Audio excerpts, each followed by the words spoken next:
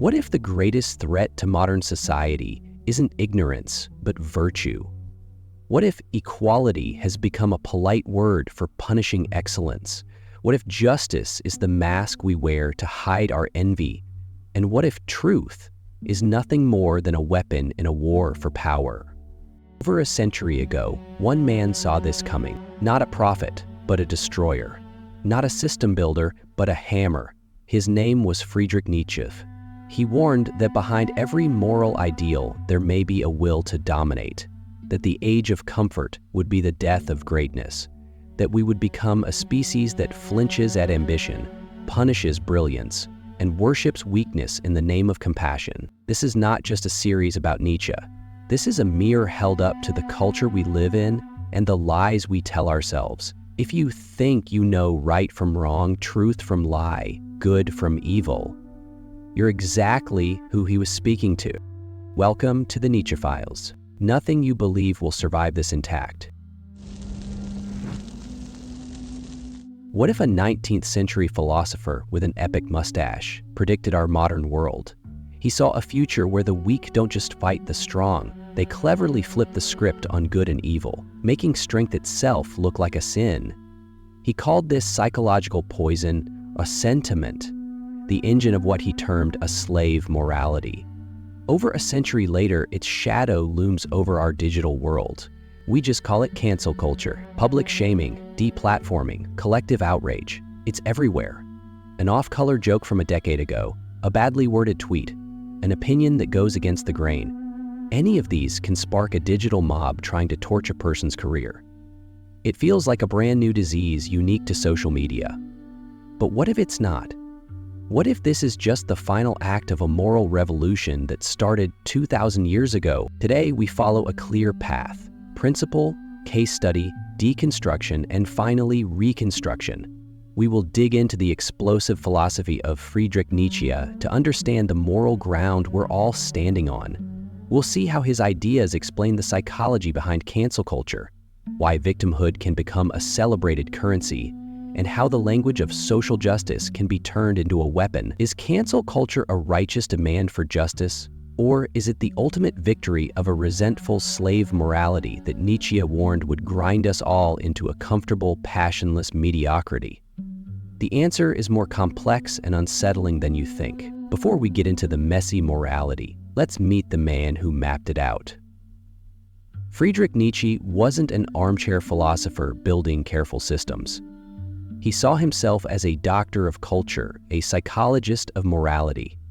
He famously called his philosophy a hammer, which he used to sound out idols, to tap on the hollow beliefs of his time and watch them crack. Born in 1844, Nietzsche's life was a mix of genius and deep personal suffering. A prodigy who became a full professor at the insane age of 24.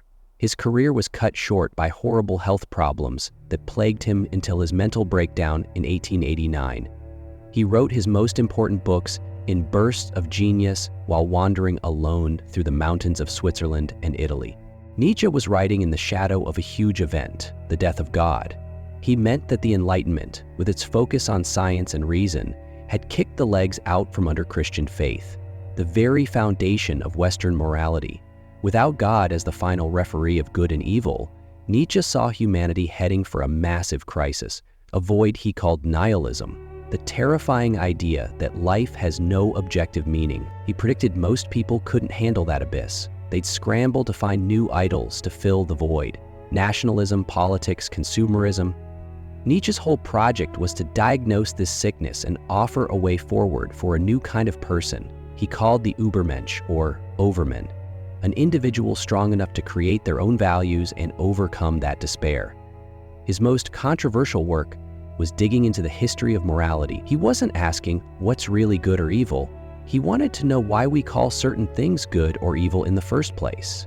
And in that dig, he found resentment, the ticking time bomb he believed would eventually detonate in the heart of modern culture. So what exactly is the slave morality behind this? To understand Nietzsche's prophecy, you have to grasp his two great concepts: master morality and slave morality. First, the masters. Think of Homeric heroes, Roman aristocrats, or Viking chieftains. Their morality was simple, born from their own feeling of power. They looked at themselves, strong, noble, powerful, and said, "This is good." They affirmed who they were. Naturally, they labeled the weak, the poor, the timid as bad. Notice the word bad, not evil. It was a distinction, like a lion seeing a sheep as a lesser animal. There was no hatred in it. This is master morality. Its values are strength, pride, and ambition. Now consider the other group, the slaves, the oppressed, the weak. They are powerless. Open rebellion means being crushed. So what do? According to Nietzsche, they pull off the most clever, subtle, and powerful act of revenge in history, a slave revolt in morality. This revolt begins with a feeling Nietzsche calls ressentiment. This isn't just resentment. Ressentiment is the poison you drink hoping the other person dies. It's the festering bitterness of powerlessness, a stew of hatred and fantasies of revenge. As Nietzsche puts it, the person of ressentiment has a soul that squints. This bottled-up energy gets creative. It cooks up a new set of values. The powerless do not become good. They simply declare the powerful evil. The weak person tells himself, "I can't take what the masters have, so I'll make my weakness a virtue. My inability to get revenge, that is forgiveness. My shyness, that is humility. My obedience to those I secretly hate, that is a moral good." The powerless do not become good. They simply declare the powerful evil. The true masterstroke is the invention of evil. The slave morality looks at the master and says, "You, the strong, the happy, you are not just bad, you are evil. Your strength is a sin, your pride is a vice." In one brilliant move, the value system is flipped upside down. Everything the master called good is now evil, and everything the slave is patient, humble, compassionate, is now the definition of good. Nietzsche used a killer analogy. The lambs in a field might whisper, "Those birds of prey are evil," and whoever is least like a bird of prey, but rather its opposite, a lamb, is good. No, for Nietzsche, this was the great victory of the Judeo-Christian moral tradition. It taught the strong to be ashamed of their strength, and the successful to doubt their own worth. Its goal isn't to lift the weak, but to tear down the strong. So what exactly is the slave morality behind this? Let's look at a case that feels ripped from today's headlines. Imagine a popular chef who spent years building her brand. An old photo surfaces from a theme party a decade ago, showing her wearing a sombrero and a fake mustache. The internet erupts. Cries of appropriation and racism go viral. Within days, her publisher drops her book deal, and her show is pulled from the air. On the surface, it seems like a justified response, holding someone accountable for cultural insensitivity, a righteous correction, but Nietzsche would ask us to look deeper. This is where his dusty ideas become uncomfortably modern. This is the prophecy made manifest. Virtual blades, a silent slaughter. Keyboard trials where you're guilty upon accusation. From a Nietzsche view, this is ressentiment in its purest form. The digital mob is the new vehicle for the slave revolt. Individually, you feel powerless, but online, you are legion. You can't challenge a celebrity or a successful writer on their own turf. So instead, you use the weapon of morality, digging through a person's entire history for any sin against the current moral code. The punishment isn't about justice. It's about the pleasure of watching the powerful fall. It is the revenge of the powerless. The canceller needs the canceled. The outrage gives them a sense of purpose and power. They may not create a great work of art, but they can help tear down someone who has. A core part of slave morality was making suffering noble. We see a powerful echo of this in victimhood culture. In some corners of our world, moral authority comes not from your actions, but from your identity as a member of an oppressed group. Now, let's be clear, fighting real systemic oppression is vital. But Nietzsche forces an uncomfortable question. When does recognizing victimhood turn into a kind of moral currency? When does it become a weapon to shut down debate? In this framework, the person with the most oppression points wins. To even question the narrative of a self-identified victim is to commit a sin. This creates an incentive to cultivate your own victimhood, because in this currency, suffering makes you righteous. The slave revolt was a linguistic hack. pouring new, poisonous meanings into old words. Today, take the word privilege. It can be a useful concept, but through a Nietzschean lens, it can also be a classic tool of ressentiment. The demand, check your privilege, is often not an invitation to a conversation. It's a moral club. It's a way of saying, your success isn't yours, your achievements are unearned, your opinions don't count, because you're one of the powerful. It condemns people not for what they did, but for who they are, perfectly mirroring how slave morality reframed the master's good as evil. Social media is the perfect breeding ground for this, an outrage machine that gives us an endless supply of evil enemies and lets everyone with a keyboard feel like a judge, jury, and executioner. Of course, this critique can be flipped on its head. To write off all calls for social equality as just envy is not just cynical, it's blind. The civil rights movement, the fight for women's suffrage, LGBTQ+ rights, these are brave struggles against real, brutal oppression, not resentful slave morality. Critics argue Nietzsche's framework gives the powerful a perfect excuse to ignore legitimate complaints. It lets the comfortable say, "You're not fighting for justice, you're just jealous." But here's where we can find a path to reconstruction. Not every public call-out results in destruction. Think of a public figure caught using insensitive language. Instead of being canceled, they engage in dialogue. Listen to the communities they offended and genuinely work to change their perspective, ultimately earning more respect. This is the crucial difference. When critique is aimed at reconstruction, not just destruction, it escapes the trap of ressentiment. It proves that accountability doesn't have to be a zero-sum game of tearing someone down. And then, the final plot twist. What about the furious backlash against cancel culture? Could that be its own form of ressentiment? Imagine someone who feels their traditional status is threatened. They feel wronged, angry, and resentful of the people they blame. The activists, the academics, the social justice warriors. You could call it the ressentiment of the formerly strong, the rage of those who feel their influence slipping away. Looked at this way, the culture war isn't masters versus slaves. It's a tragic hall of mirrors where different groups, all feeling resentful, are fighting for the moral high ground. We started with a 19th century prophet and his vision of a world consumed by a morality of resentment. We've used his uncomfortable ideas to examine the digital battlegrounds of today. We've seen how ressentiment is a powerful, disturbing way to understand the mechanics of cancel culture. But we've also seen its limits. The world isn't a simple cartoon of masters and slaves. The cry for justice and the whisper of envy are tragically tangled. So what is the real takeaway? Nietzsche's value is forcing us to look at ourselves. When you feel that rush of righteous anger at someone online, where is that emotion really coming from? Is it a pure desire for justice?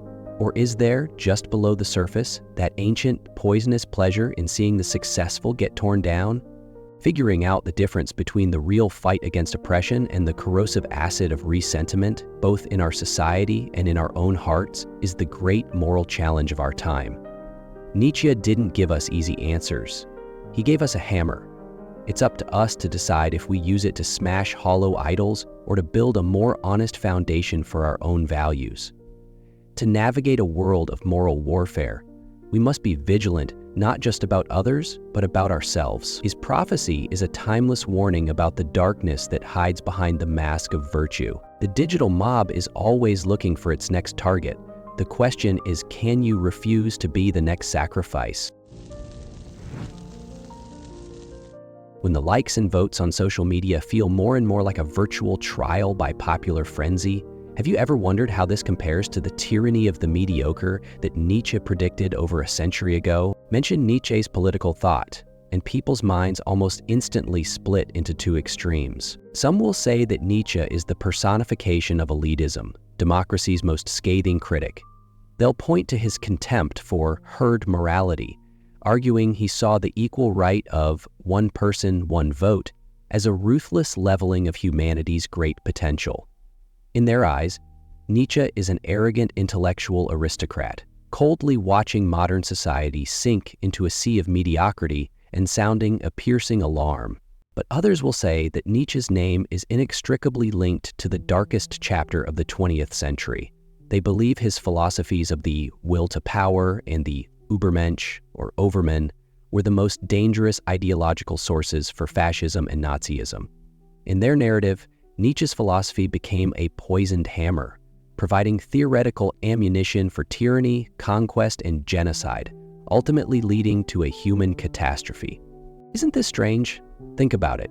How can the same philosopher be a combination of these two images? How could he despise the democracy that grants everyone equal rights, while simultaneously warning so-called strong men not to devolve into brutal dictators? A man who is both anti-democratic and anti-dictatorship? What kind of world did he actually want to build? This isn't just a question of philosophical history. It strikes at the heart of a political dilemma that still plagues us today. Should a society pursue the equal happiness of all, or should it devote all its energy to creating the most outstanding individuals?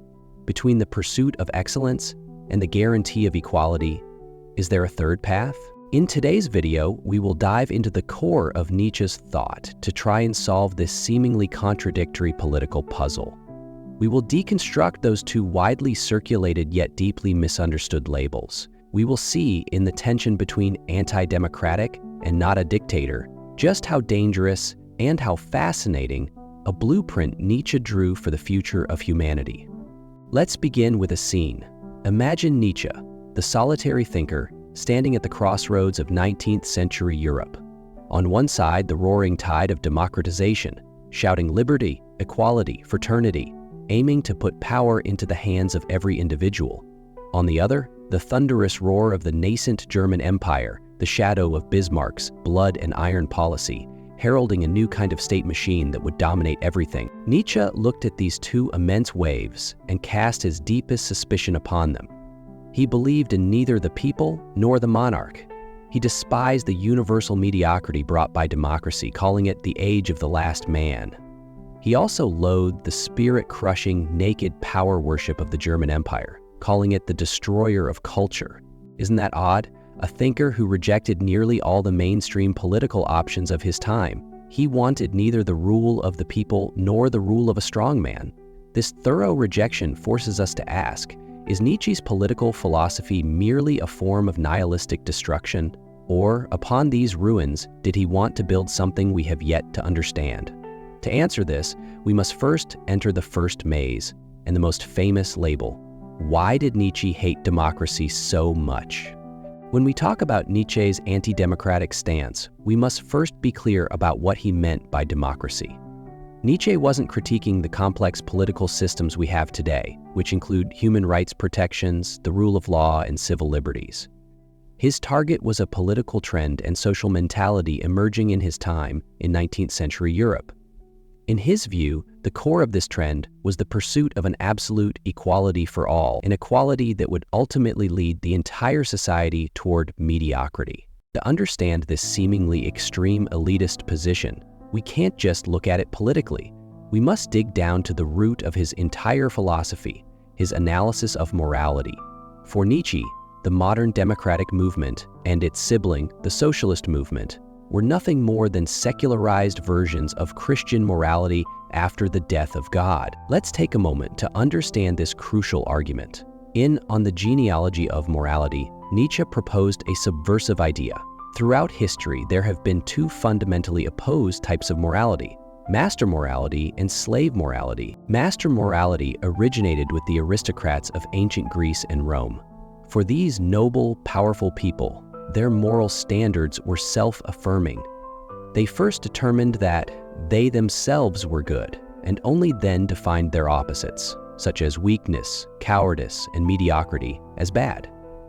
Their values were self-created, a proud affirmation of their own life force. Slave morality, on the other hand, is the complete opposite. It comes from the oppressed, the weak, and was particularly magnified with the rise of Christianity. Because the weak lack the ability to create values and cannot affirm their own lives with conviction, their morality begins with a no. They first define their oppressors, the strong, as evil, wicked, arrogant, cruel. Then, through a clever reversal of values, they define their own traits, weakness, submission, pity, humility, as good. The core driving force of this slave morality, Nietzsche called ressentiment. This is a kind of powerless envy and hatred. Because it cannot defeat the strong in reality, it can only achieve a false victory in an imaginary spiritual world through moral judgment. They say, "The wretched alone are the good. The meek shall inherit the earth." Nietzsche believed that Christianity was the culmination of this slave morality. It championed equality of all before God, elevating compassion, pity, and self-sacrifice to the highest virtues, and in doing so, profoundly shaped the entirety of Western civilization. Now let's return to politics. Nietzsche keenly observed that, even after the Enlightenment, when people proclaimed God is dead, the moral shadow of God still lingered. The equality for all, pursued by modern democracy, was, in his eyes, a direct copy of the Christian equality of all before God. It turned the Christian virtue of sympathy for the weak into a political program of protecting the rights of the majority. It transformed the ressentiment towards the strong into a systematic suppression of all excellence and privilege. So when Nietzsche criticized democracy, he wasn't attacking procedural justice or individual rights themselves. He was attacking the pathological value system behind this politics, the worship of mediocrity and the strangulation of greatness. A hollow democracy is the tyranny of the mediocre. To make this critique more vivid, Nietzsche, in Thus Spoke Zarathustra, painted a chilling vision of the future, the age of the last man, der letzte Mensch. This can be seen as Nietzsche's ultimate prophecy about the trend of egalitarianism. Nietzsche's prophet, Zarathustra, descends from the mountain to preach the ideal of the Übermensch to the masses, hoping humanity can overcome itself. But the people in the marketplace have no interest and instead mock him. So, Zarathustra decides to tell them what they truly want. He begins to describe the last man. "Behold, I show you the last man. What is love? What is creation? What is longing? What is a star?" so asks the last man. And he blinks. The earth has become small, and on it hops the last man, who makes everything small. His race is as ineradicable as the flea beetle. The last man lives longest. "We have invented happiness," say the last men, and they blink. What kind of person is the last man? He is the ultimate product of modern society. He has abandoned all grand ideals and pursuits. The goal of life is reduced to basic comfort, security, and trivial pleasures. There is no great love, no great hatred, no passion for creation, no courage for destruction. They are content with stable jobs and risk-free entertainment, content with the collective warmth of all for one and one for all. They are clever and know how to take care of their bodies, so they live the longest. They regard any idea or person that tries to disturb their cozy life with suspicion and ridicule. They consider the pursuit of excellence to be madness, possessing strong passions to be dangerous, and being different to be unsettling. You think you're expressing your own opinion? You might just be following the trend. In the world of the last man, there are no masters and no slaves because everyone is equally flat. They are gentle with one another, with occasional small frictions that are quickly resolved because conflict is bad for digestion. They have their little pleasure for the day and their little pleasure for the night, but they value health above all. They blink, responding to all profound questions with a self-satisfied shallowness. They will say, "Formerly all the world was mad," referring to the ages when people fought for faith, honor, and ideals. Reading this description today, don't we feel a familiar chill? Isn't this a portrait of the modern person in consumer culture who has lost spiritual ambition and is immersed in comfort and entertainment? Isn't this the mentality on social media that uses diversion and deconstruction to dissolve all serious topics? Nietzsche feared a world composed of last men, and democracy, in his view, was the highway to this world, because the logic of democracy is majority rule. When the majority of society becomes last men pursuing comfortable happiness, any voice calling for greatness will be seen as an outlier, suppressed by the votes of the majority. The goal of society is no longer to cultivate geniuses, philosophers, and artists. The Übermenschen, who can create new values and elevate humanity, but to ensure that every last man gets his little slice of happiness. So, Nietzsche's conclusion is that a democratic society is necessarily a society hostile to excellence. It will systematically level all peaks and fill all valleys until the entire world becomes a flat, safe, but lifeless plain. In such soil, the great individual, what Nietzsche called the Übermensch, simply cannot breathe. Therefore, we must understand that Nietzsche's critique of democracy is fundamentally a cultural and moral critique. He wasn't concerned with the efficiency of political systems, but with the effect of these systems on the quality of the human spirit. He believed that the ultimate goal of a society should not be to make everyone comfortable, but to create the conditions for the emergence of the most outstanding individual, because only they can truly move humanity forward. From this perspective, Nietzsche's anti-democracy is not about stripping ordinary people of their rights, but about opposing a value system that treats the ordinary as the highest standard. He was warning us that when a society, in the name of equality, is willing to sacrifice the pursuit of excellence, what it ultimately gets is not a vibrant civil society, but a spiritually stagnant, docile herd of last men. This is a harsh, jarring warning, but it forces us to confront a fundamental question. For what ultimate purpose do we build a society? Now, we must turn to the darker, heavier accusation. Was Nietzsche a prophet for Nazism and fascism? Did his philosophy of the will to power and the Übermensch lead directly to the crematoria of Auschwitz? That this is an unavoidable question, because in the 1930 S and 40s, Nietzsche's works were indeed elevated to a sacred status by the Nazi regime. Hitler himself visited the Nietzsche archive in Weimar multiple times, posing for photos with Nietzsche's sister Elisabeth, and packaging himself as the heir to Nietzsche's thought. The Nazi propaganda machine also heavily appropriated Nietzsche's terminology, will to power, Übermensch, long beast, to justify their genocide and military expansion. This history has cast a huge shadow over Nietzsche's name to this day. However, if we carefully examine history and Nietzsche's own thought, we find that equating Nietzsche with the Nazis is one of the greatest injustices in 20th century intellectual history.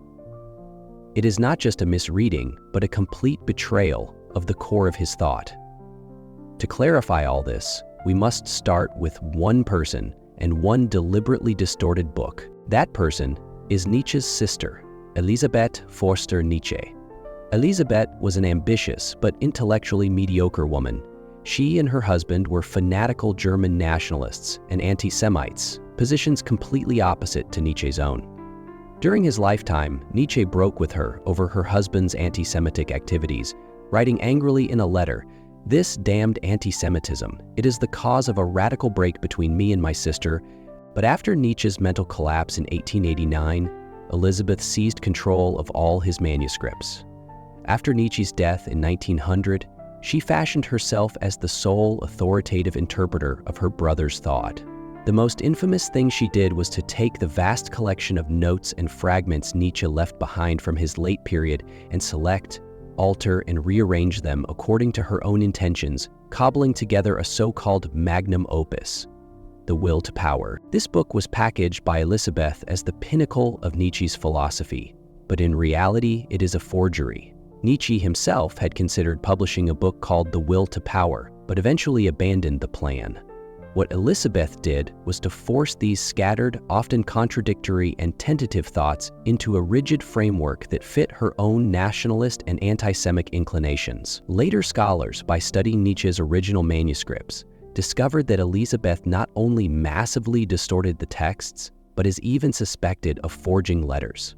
And it was precisely this contaminated version of The Will to Power that became the primary source from which Nazi thinkers drew their inspiration. So the historical truth is, what the Nazis embraced was not the real Nietzsche, but a Nietzsche who had been filtered and remade by Elisabeth. They were using a straw man, not the philosopher himself. Having clarified this historical case, let's look at the fundamental differences between Nietzsche's misused core concepts and Nazi ideology. First, the will to power. In Nazi propaganda, the will to power was crudely interpreted as the desire to conquer, dominate, and enslave others. It was a naked form of social Darwinism, where the strong should eliminate the weak. But this completely misrepresents Nietzsche's original meaning. For Nietzsche, the will to power is primarily a metaphysical and psychological concept, not a political one. He believed that the will to power is the inner drive of all life, and indeed of all forces in the universe. It is not a will to survive, but a will to expand, grow, overcome, and become stronger. A tree striving to sink its roots and stretch towards the sky is realizing its will to power. A scientist tirelessly exploring the secrets of the universe is realizing his will to power. An artist pouring his heart and soul into creating unprecedented beauty is also realizing his will to power. On the human level, the core expression of the will to power is self-overcoming. It is not about defeating others, but about conquering the laziness, cowardice, and mediocrity within oneself. It is an inner impulse to constantly challenge one's own limits and create new values. Nietzsche emphasized that the highest form of this will is the evolution of thought and spiritual self-transcendence. So think about it. Nietzsche's will to power is an affirmation of life, a creative impulse. The Nazi will to power is a destructive violence, a desire for destruction based on hatred. One leads to a great soul like Goethe, the other to the slaughter in concentration camps. The two are worlds apart. Now let's look at the Übermensch, Overman. This is one of the most misunderstood concepts in Nietzsche's philosophy. The Nazis equated the Übermensch with their Aryan master race, believing that blonde, blue-eyed Germans were inherently Übermenschen, with the right to rule and even exterminate other inferior races. This is a vile slander against Nietzsche. First, Nietzsche's Übermensch is a future ideal, a goal that requires immense individual effort to achieve, not any existing race. He wrote clearly in Thus Spoke Zarathustra, "Man is a rope tied between beast and Übermensch, a rope over an abyss."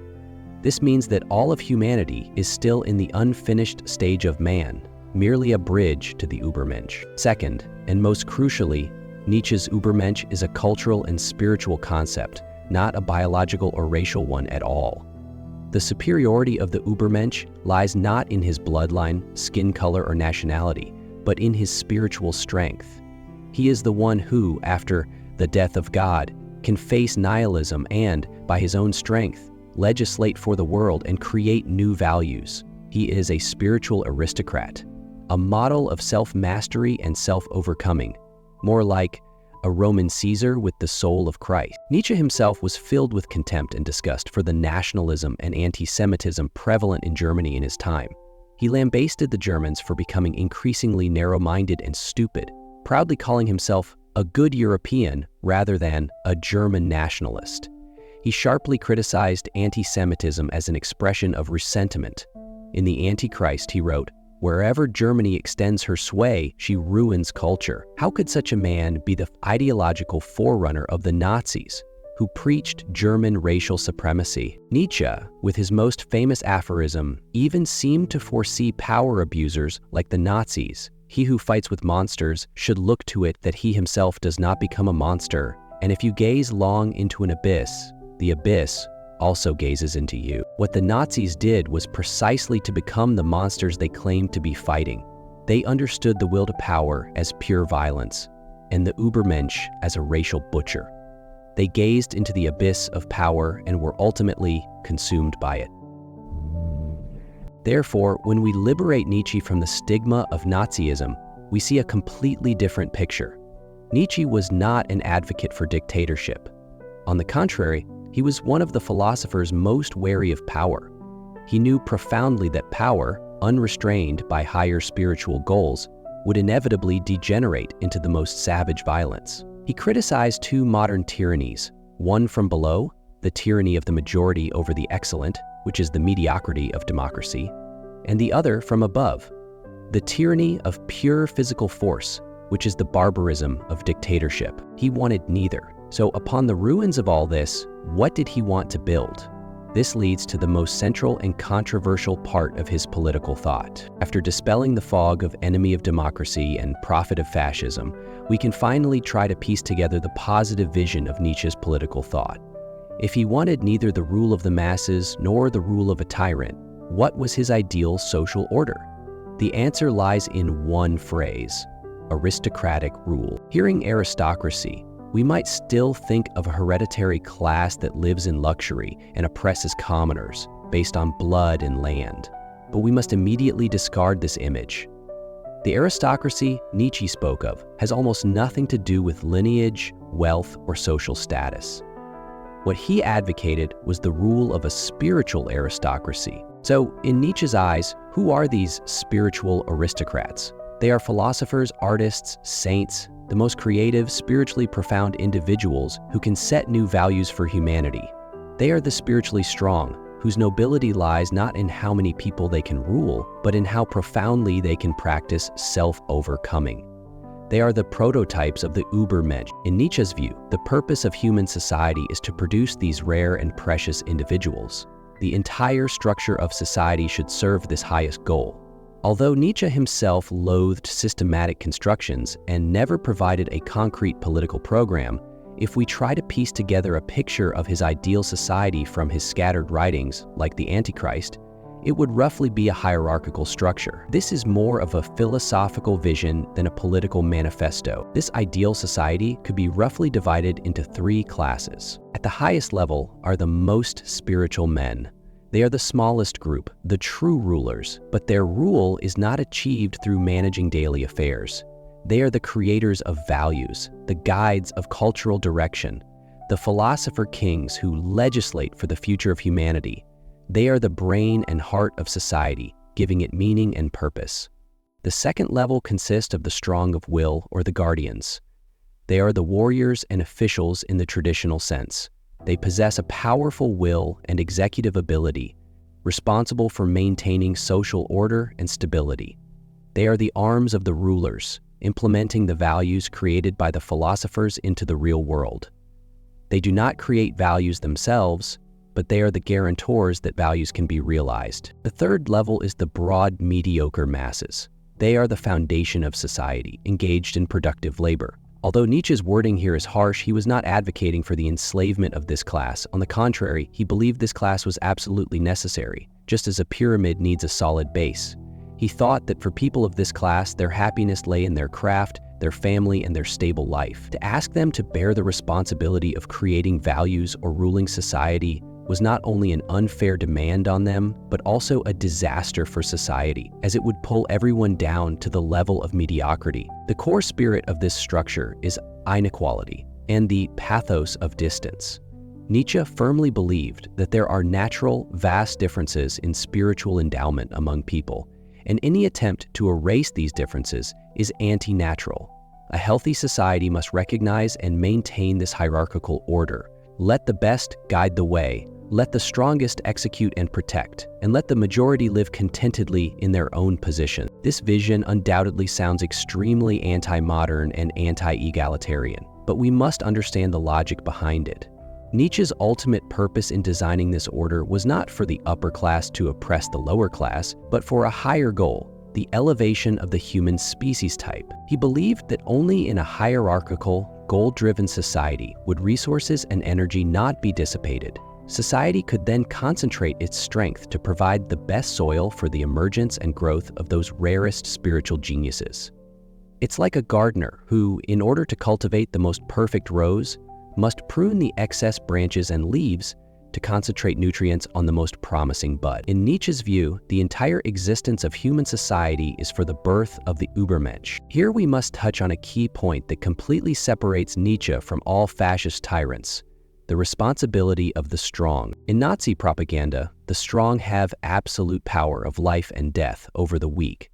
But in Nietzsche's philosophy, the power of a true spiritual aristocrat is demonstrated precisely in his self-restraint and his sense of responsibility towards others. He quotes and spiritualizes an old aristocratic rule: a higher man is gentler toward his inferiors than toward his equals. This is not merely out of courtesy of the heart, it is his duty. This is a stunning assertion. The power of the truly strong is not for bullying the weak, but for protecting and guiding them, because the existence of the weak is a necessary condition for the strong to realize their own value. The greatness of the strong lies not in how much he can destroy, but in how much he can bear and elevate. His will to power is ultimately manifested as a grand sense of responsibility for the fate of all humanity. His will to power is he even said, "To command is more difficult than to obey." This sentence is profound. A simple tyrant only needs to vent his desires, but a Nietzschean spiritual aristocrat must bear full responsibility for his every command, that is, for every new value he creates for humanity. This is an immense and terrible burden. So Nietzsche's aristocratic rule is by no means a simple dictatorship. It is a dictatorship of the spirit, a despotism of value. Its tools of rule are not police and armies, but ideas, culture, and art. Its power base is not violence, but the irresistible attraction of excellence itself. What he hoped to establish was an organic society where the wisest minds set the direction, the strongest wills maintain order, and everyone can realize their value in their own position, all serving the ultimate goal of elevating humanity. This is an extremely idealized, almost mythical vision. It's more of a philosophical allegory, a thought experiment to counter the decay of modern society he saw. He threw this intellectual bombshell not to provide a ready-made political solution, but to force us to confront a question that modern politics deliberately avoids. Does a society, a nation, or even the whole of human civilization have a higher purpose beyond letting everyone live longer and more comfortably? If this purpose exists, what should it be? So let's return to the initial puzzle. Nietzsche, the thinker with a hammer, was neither a simple opponent of democracy nor a supporter of barbaric dictatorship. His political thought is a third path on a cliff's edge. The hammer he swung at democracy was meant to shatter the slave morality behind it, which, in the name of equality, actually pulls humanity toward universal mediocrity. He feared the comfortable cage of the last man, a world that is cozy but has lost all ambition. This is the tyranny of the mediocre. His other hammer, aimed at dictatorship, was a warning. Power, once it loses the constraint of higher spiritual values, will inevitably degenerate into the most primitive violence. He warned that if a strong will is not used for self-overcoming, but only for oppressing others, then the strong man himself becomes a slave to his passions. In this destruction and creation, Nietzsche revealed a core conflict too sharp to ignore. Should a society treat the happiness of all as its highest value, or should it make the birth of the greatest souls its ultimate goal? His vision of a spiritual aristocracy is his answer to this question. It is an order that places excellence above equality, a blueprint that would sacrifice individual comfort for cultural flourishing. This answer, today, is undoubtedly dangerous, out of step with the times, and even offensive. But Nietzsche's greatness perhaps lies not in whether his answer is correct, but in his courage to ask the question. He forces us to lift our heads from the daily political squabbles and think about the most fundamental purpose of politics. Think about it. In today's rising tide of populism, do we see shadows of the mob rule Nietzsche feared? In a world increasingly shaped by technology and consumerism, are we unwittingly sliding into the comfortable nest of the last man? When we talk about leaders, are we looking for a manager skilled at balancing interests, or a value creator who can inject a new spirit into society and point to a new direction? Nietzsche's thought is a prism. It illuminates in the most glaring way the internal contradictions and potential crises of modern politics. He left no ready-made prescriptions, only a series of eternal questions. Over a century later, these questions still echo in our ears, challenging every one of our established beliefs. So, what do you think of Nietzsche's idea of aristocratic rule? Does it have any relevance today, or is it just a dangerous and outdated elitist fantasy? And how should our contemporary society find a possible balance between our cherishing of equality and our longing for excellence? Leave your thoughts in the comments below. If you're interested in this kind of deep dive to the limits of human thought, don't forget to subscribe to my channel and ignite your own spark of thought. In this era, telling the truth can be more dangerous than lying. Have you ever been attacked for telling the truth? Do you feel that the facts you see have become a reason for others to attack you? You might find it strange, but what if I told you that every heated argument we have in our lives about facts is in essence a battle for power? A battle to decide who gets to be God What if I told you that the thing you hold on to so tightly that you believe is beyond question, that so-called absolutely objective fact, maybe it doesn't exist at all? Today, we're not just discussing disagreements. We're getting to the heart of the matter with one of the greatest and most radical philosophers of the 19th century, Friedrich Nietzsche. We'll use his most subversive idea, perspectivism, to take a new look at this world. This is a world composed of billions of truths, far more complex than you imagined, but also far more freeing. Get ready. Your worldview is about to be turned upside down. Think about it. From a young age, haven't we all been programmed with a certain way of thinking? That for every issue there must be a right and a wrong? That the world must have an ultimate single objective truth? Our education, our science, our laws, even our moral intuitions all seem to be built on this foundation? We study hard to master the correct knowledge. We go to court to restore the one truth. We condemn others because we believe we are on the side of justice. This belief in a single truth gives us a sense of security. It's like a lighthouse guiding us through the chaotic sea of information. It seems to promise us that if we are just diligent enough, rational enough, we can always find that final answer, that God's eye view that explains everything. But let's pause and ask ourselves honestly, has this belief truly brought peace and understanding to the world? Or has it done the exact opposite? Think about the times you've argued with family, friends, or your partner. How many times was it because both sides insisted, I'm right, you're wrong? You clearly experienced the same event, yet your memories of it are like two parallel universes. Who is lying? Or whose memory is faulty? Have you noticed that every time you tell the truth, the other party responds with a position? Now let's zoom out to society as a whole. Look at those endless online debates, from public policy to celebrity gossip. Isn't everyone clutching what they consider to be facts and evidence, convinced they are the embodiment of justice, and their opponent is either stupid or evil? Their goal isn't communication, but refutation, not understanding, but conquest. Let's zoom out even further to all of human history. How many of the cruelest wars, the bloodiest persecutions, were not waged under the banner of a single truth? In religious wars, both sides believed they worshipped the one true God, and the very existence of the other was blasphemy.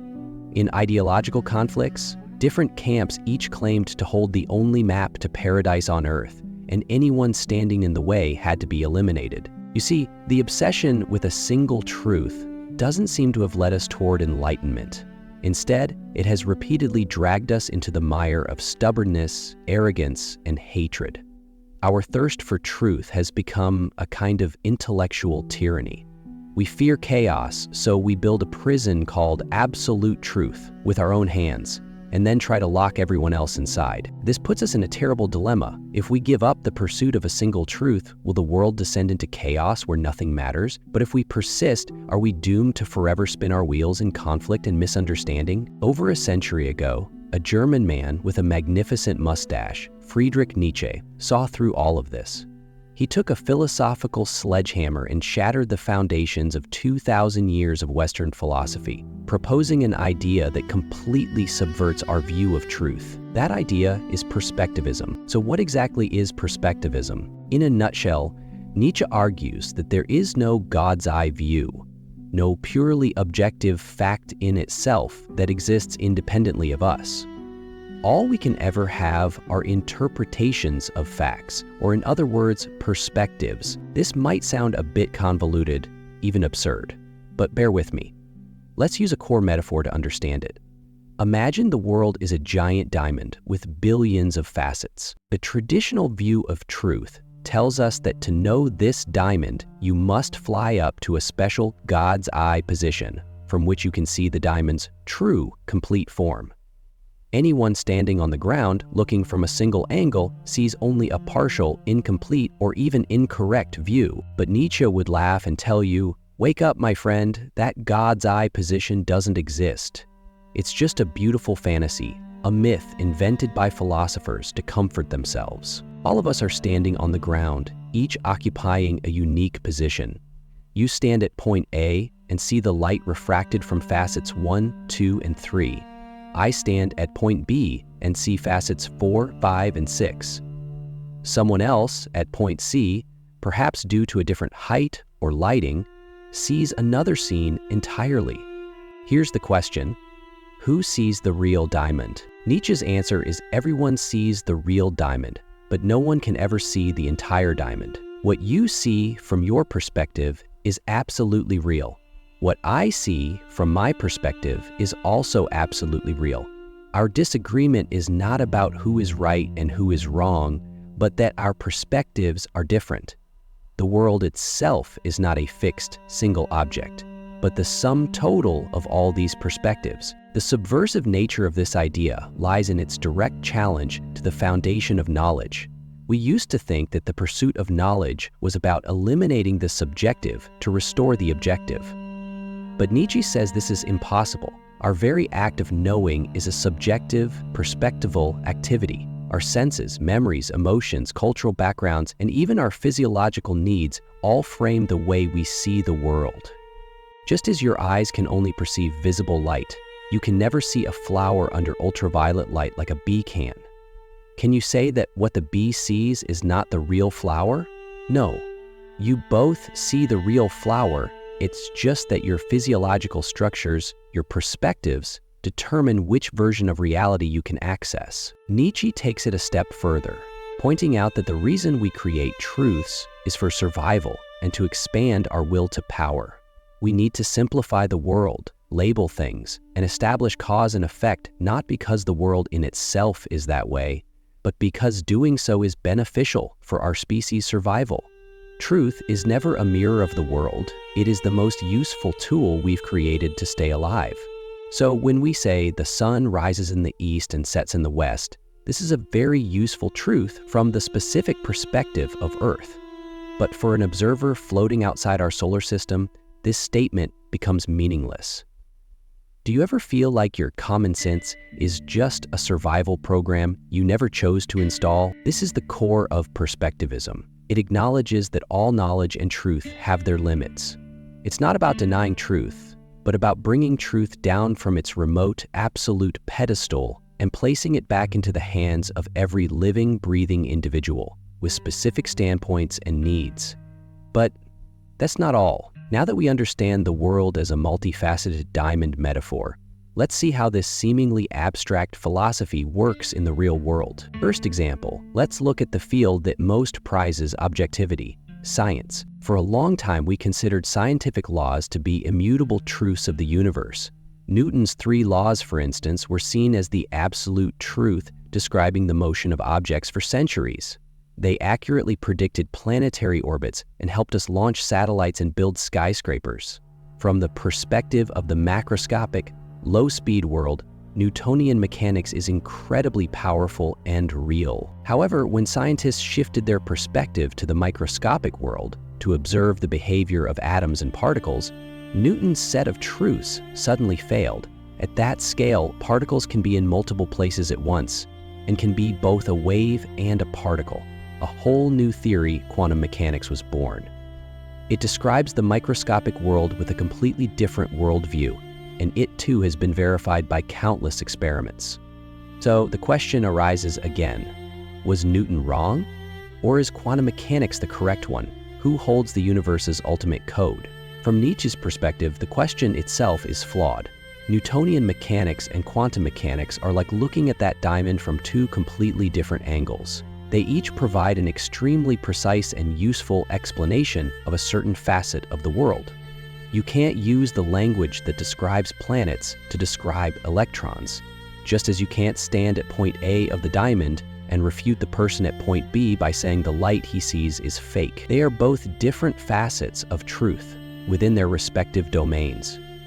Do you ever feel like you and someone else are watching the same movie but describing 2 completely different plots? The history of scientific development is itself a history of constantly switching and adding new perspectives. Every scientific revolution isn't simply about correcting errors, but about providing an unprecedented angle of observation that reveals a brand new facet of the diamond. If the truth in science can achieve partial consensus through experimental data, then the truth in morality even more starkly demonstrates the power of perspectivism. Imagine a war. In Country A's textbooks, their soldiers are heroes defending their homeland. But in Country B's history, these same soldiers are demons invading their homes. Who is lying? This isn't just about ancient wars. Think about today's media landscape. Have you ever seen a journalist who, after months of investigation, presents a finding that deviates from the mainstream narrative? They lay out the facts, the data, the interviews, yet they aren't debated, they are attacked. They are labeled, canceled, and sometimes even have their facts are sound, but whether their position is correct. Their truth becomes their crime. Nietzsche would tell you that in an absolute sense, there is no such thing as justice or evil. These concepts depend entirely on your position, your perspective. For the people of Country A, the soldiers' actions align with the national interest, so they are good. For the people of Country B, these same actions destroyed their homes, so they are evil. Good and evil are not laws etched into the universe. They are different interpretations that different groups give to the world based on their own survival needs. Nietzsche sharply pointed out that so-called universal morals are actually the product of a specific perspective, what he called slave morality. It's a value system invented by the weak to restrain the strong. The strong, or masters, have a completely different morality. They praise strength, creation, pride, and conquest. This doesn't mean Nietzsche is defending aggression. His real purpose is to reveal that any morality, when it claims to be the only one and universal, is engaging in a form of power expansion. It attempts to impose its own perspective on everyone else. Understanding this allows us to maintain a healthy skepticism towards any fanaticism, waving the banner of absolute justice. Third example, let's return to the most fundamental level, biology. Is the world you see the same as the world seen by a fly, a snake, or a bat? You perceive color and shape through your eyes. A fly perceives motion through thousands of compound eyes. A snake perceives infrared radiation or heat. A bat sees the world by emitting ultrasound and receiving the echoes. We share the same physical space, but the world we experience is vastly different. For you, reality is a colorful picture. For a snake, reality is a thermal image. For a bat, reality is a 3D acoustic map. Whose world is the objective world? The answer? No one's. Each species, based on its evolutionary survival needs, has developed a unique sensory system, a unique perspective. Our truth is a truth that serves our life. Our eyes can see the color of fruit because this helped our ancestors gather food.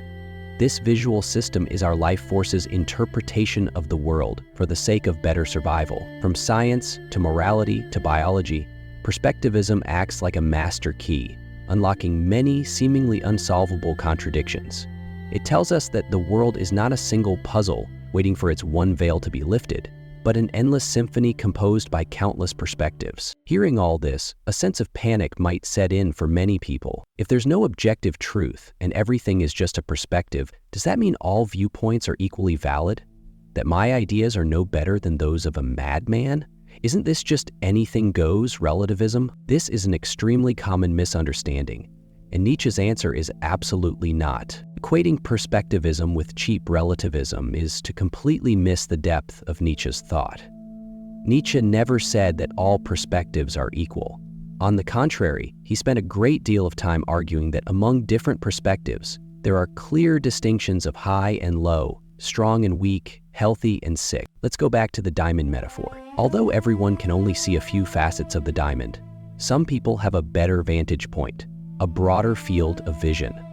Some stand in a narrow corner, short-sighted, seeing only a tiny glimmer of light, and insist that this is the entire diamond.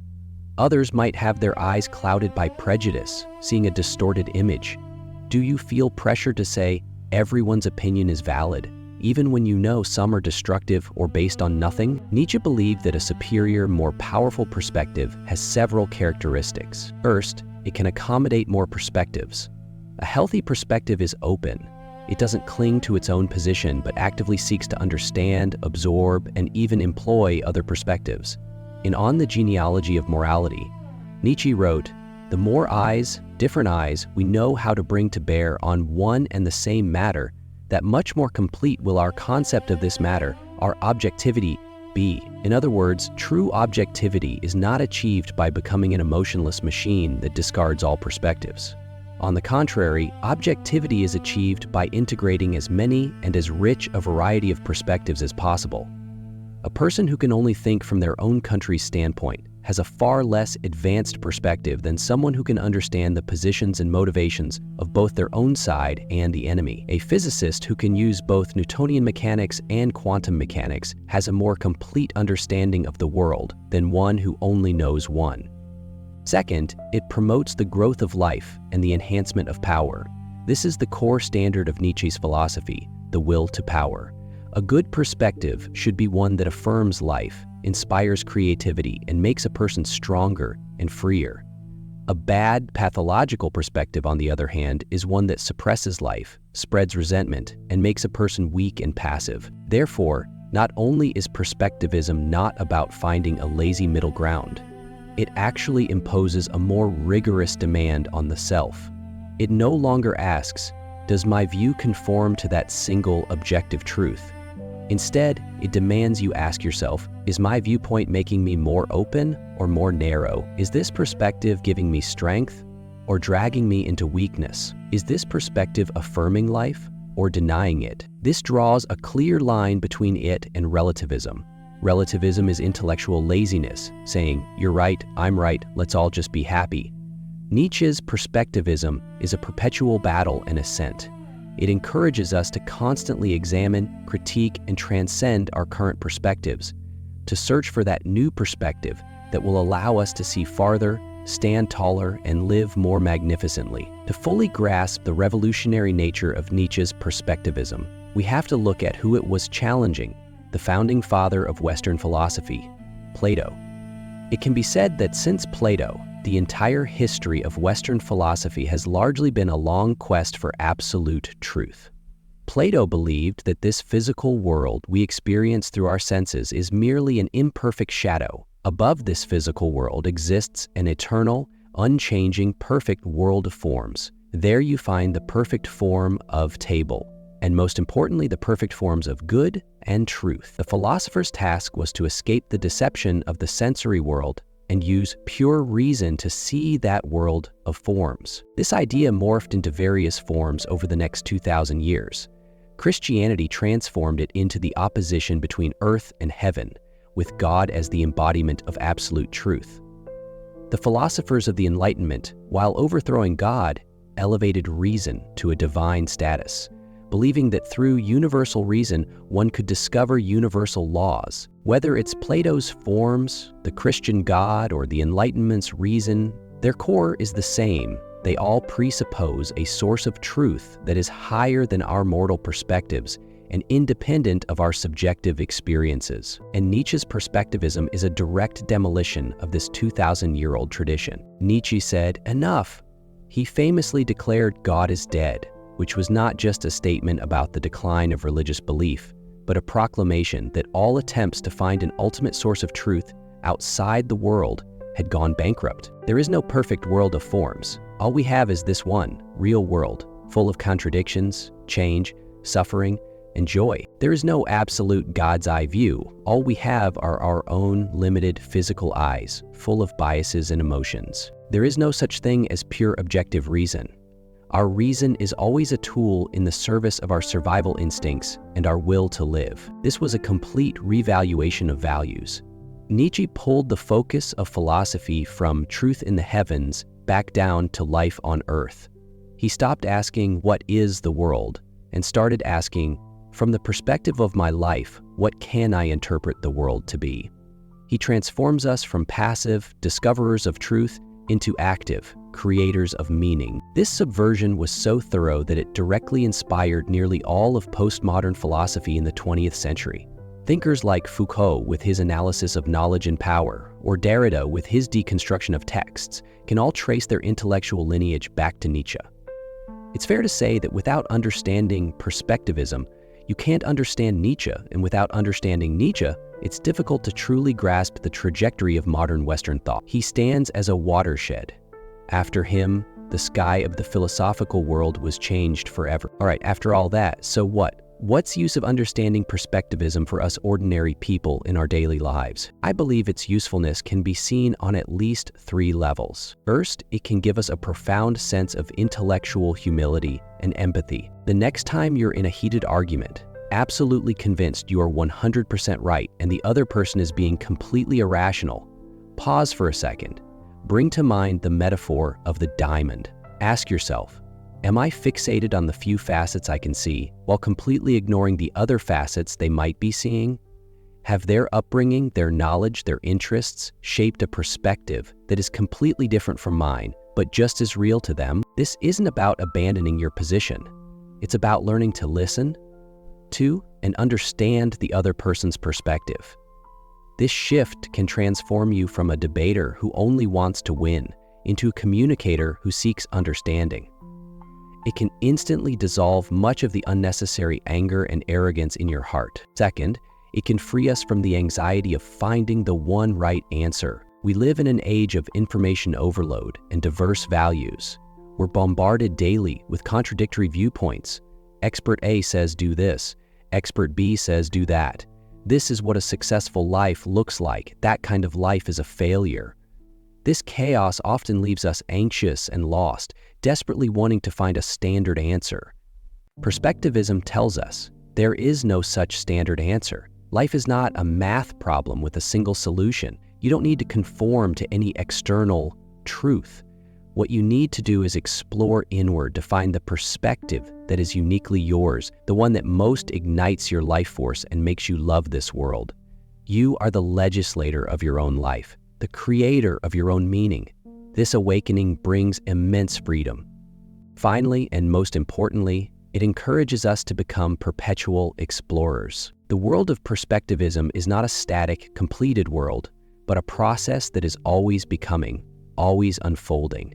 This means our understanding of the world also has no endpoint. It invites us to bravely step out of our comfortable perspective zone, to learn new things, experience different cultures, and engage with people who hold different views. Every such attempt is like adding a new pair of eyes for ourselves, allowing us to see a new, shining facet of the diamond we've never seen before. This process might be uncomfortable. It might challenge our existing beliefs, but that is the very mark of intellectual growth.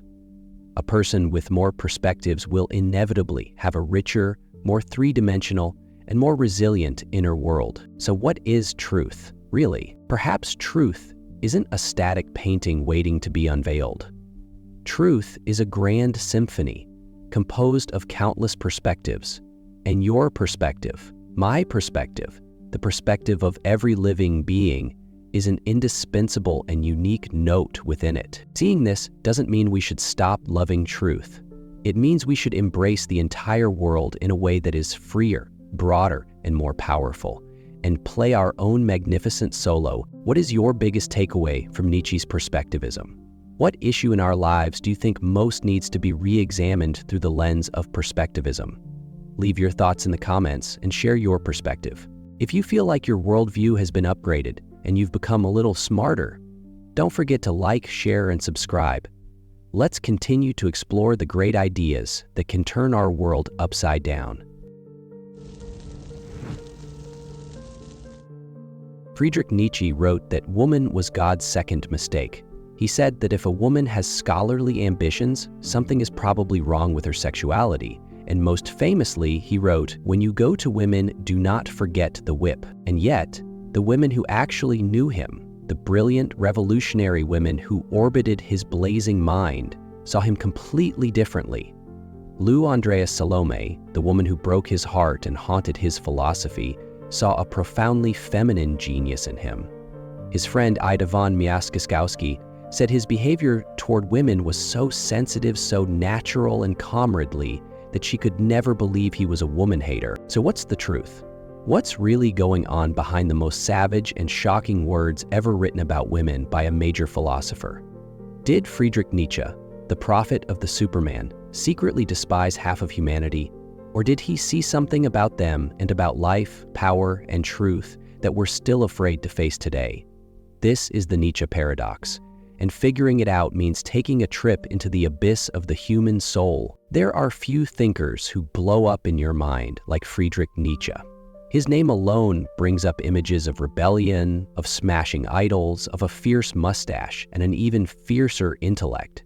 This is the man who declared God dead, who gave us the will to power and the promise of the Übermensch, the Overman. But inside the maze of his philosophy, there's a dark room. A room so ugly that many people refuse to even open the door. And that's the room where he talks about women. The sheer violence of his language is impossible to deny. His words on the subject aren't just critical.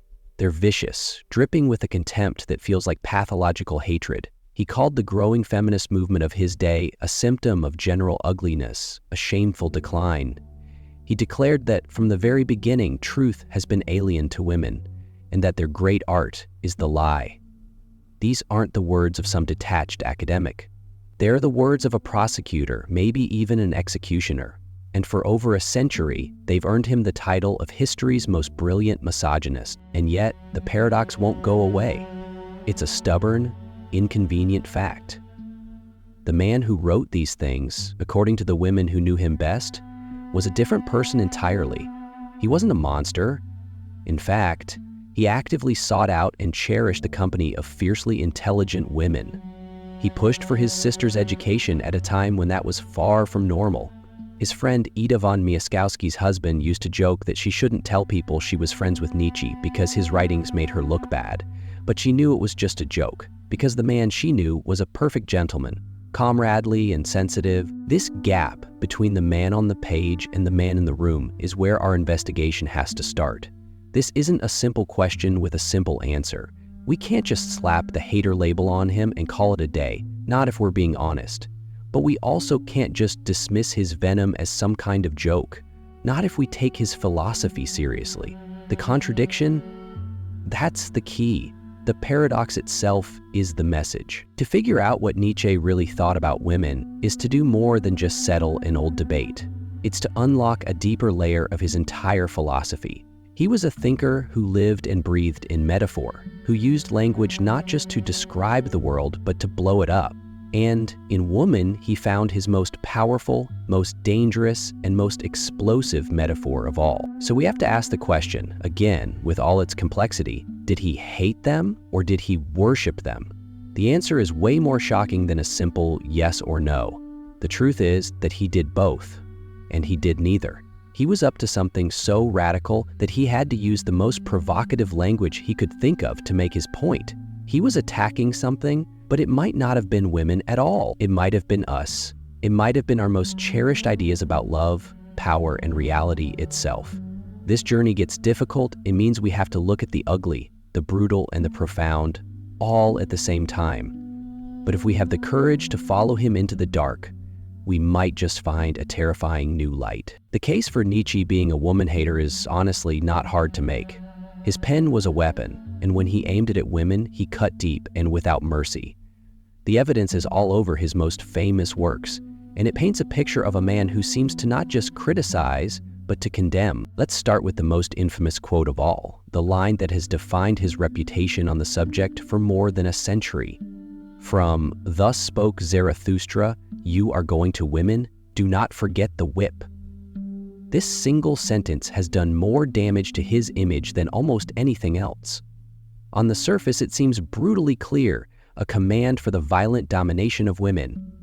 It's so aggressive and cruel that it feels like there's no other way to read it. Now, scholars can point out that the line isn't spoken by the prophet Zarathustra himself, but by a little old woman he meets who is giving him a piece of cynical advice.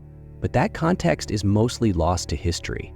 What's left is the raw, shocking power of the image. It's become Exhibit A in the case that Nietzsche's philosophy is built on a deep hatred of the female sex. But the whip is just the start. The attack gets more philosophical and maybe more poisonous in Beyond Good and Evil. Here, Nietzsche turns his fire on the social and intellectual goals of the women of his time. He saw the rise of early feminism, the demand for education, independence, a public voice, and he was disgusted. He called the movement for female emancipation one of the worst things happening to Europe, making it an uglier place. Why? Because, in his view, Women who tried to be scholarly were giving up their own unique art, their own kind of power, in a clumsy attempt to be like men. He asks, dripping with sarcasm, if any woman has ever admitted that another woman's mind is profound or that her heart is just. The implied answer is a loud no. For Nietzsche, the modern woman who wanted equality was a joke. He believed she was betraying her own nature. This wasn't just a casual prejudice. It was tied to his core ideas. Nietzsche was an elitist. He hated the democratic, egalitarian trends of his day, seeing them as a force that pushed everyone down to the level of mediocrity. He saw feminism as just another part of this democratic beast, a movement that stupidly demanded women become like men, which destroyed the powerful, mysterious tension between the sexes that he thought was crucial for a great culture. By seeking equality, women were making themselves not just ugly, but boring. They were trading their unique power for a cheap copy of masculine power. This leads us to one of his most brutal attacks, the relationship between women and truth. He states it plainly. From the beginning, nothing has been more alien, repugnant, and hostile to woman than truth. Her great art is the lie. Her highest concern is mere appearance and beauty. Again, on its face, this is a devastating insult. It seems to paint women as fundamentally deceptive, shallow, and unable to pursue the honest search for knowledge that defines the male philosopher. He sees them as creatures of the surface, masters of the veil, who only care about how things look, not how they are. He says men should honor and love precisely this art and this instinct in woman. But it feels like the kind of compliment you give to a clever dog. It's a pat on the head that confirms their supposed inferiority. They have their tender foolishness, which is a break from the seriousness, gravity, and profundity of the male mind. In this view, women aren't partners in the quest for truth. They're a pretty, but necessary, distraction. So where does all this venom come from? Is it just philosophy? Or is there a personal wound here, a raw nerve that produced this storm of intellectual fury? To find it, we have to look at the most important and painful relationship of Nietzsche's life, his encounter with Lou Andreas Salome. In 1882, Nietzsche, then 37, met the 21-year-old Lou. She was a brilliant and fiercely independent Russian student who blew him away with her mind and her spirit. He was completely smitten. He saw her as a potential disciple, a partner, a mind that could finally get him. Together with their friend Paul Rie, they dreamed of forming an intellectual trinity, a small commune dedicated to philosophy. Nietzsche, a man who had lived a deeply lonely life, seems to have poured all of his hopes into this one person. He proposed marriage to her twice. She turned him down both times. She wasn't interested in marriage or being anyone's disciple. She wanted to live life on her own terms. A goal that, ironically, made her a perfect example of the free spirit Nietzsche always admired. The relationship, made even more complicated by the love triangle with Rie and the meddling of Nietzsche's sister, fell apart in a spectacular disaster. The rejection wasn't just romantic. It was a philosophical and spiritual gut punch that left Nietzsche shattered and bitter. Many scholars argue that it's after this catastrophe that his comments on women take on a new, sharper, more personal tone. The abstract philosopher was now a man scorned. His sweeping statements about woman became a way to philosophically cope with his very specific personal pain. When he writes that love is a state in which a man sees things most decidedly as they are not, it's hard not to hear the voice of a man whose own illusions have been destroyed. When he writes that women are not yet capable of friendship, women are still cats and birds, or at best cows, it sounds less like philosophy and more like the bitter rant of a broken heart. So, the case for Nietzsche the misogynist is powerful. It rests on a plain reading of his worst quotes, his direct condemnation of women's rights, his condescending views on female intellect, and the personal trauma that seems to have fueled the fire. From this angle, there is no paradox.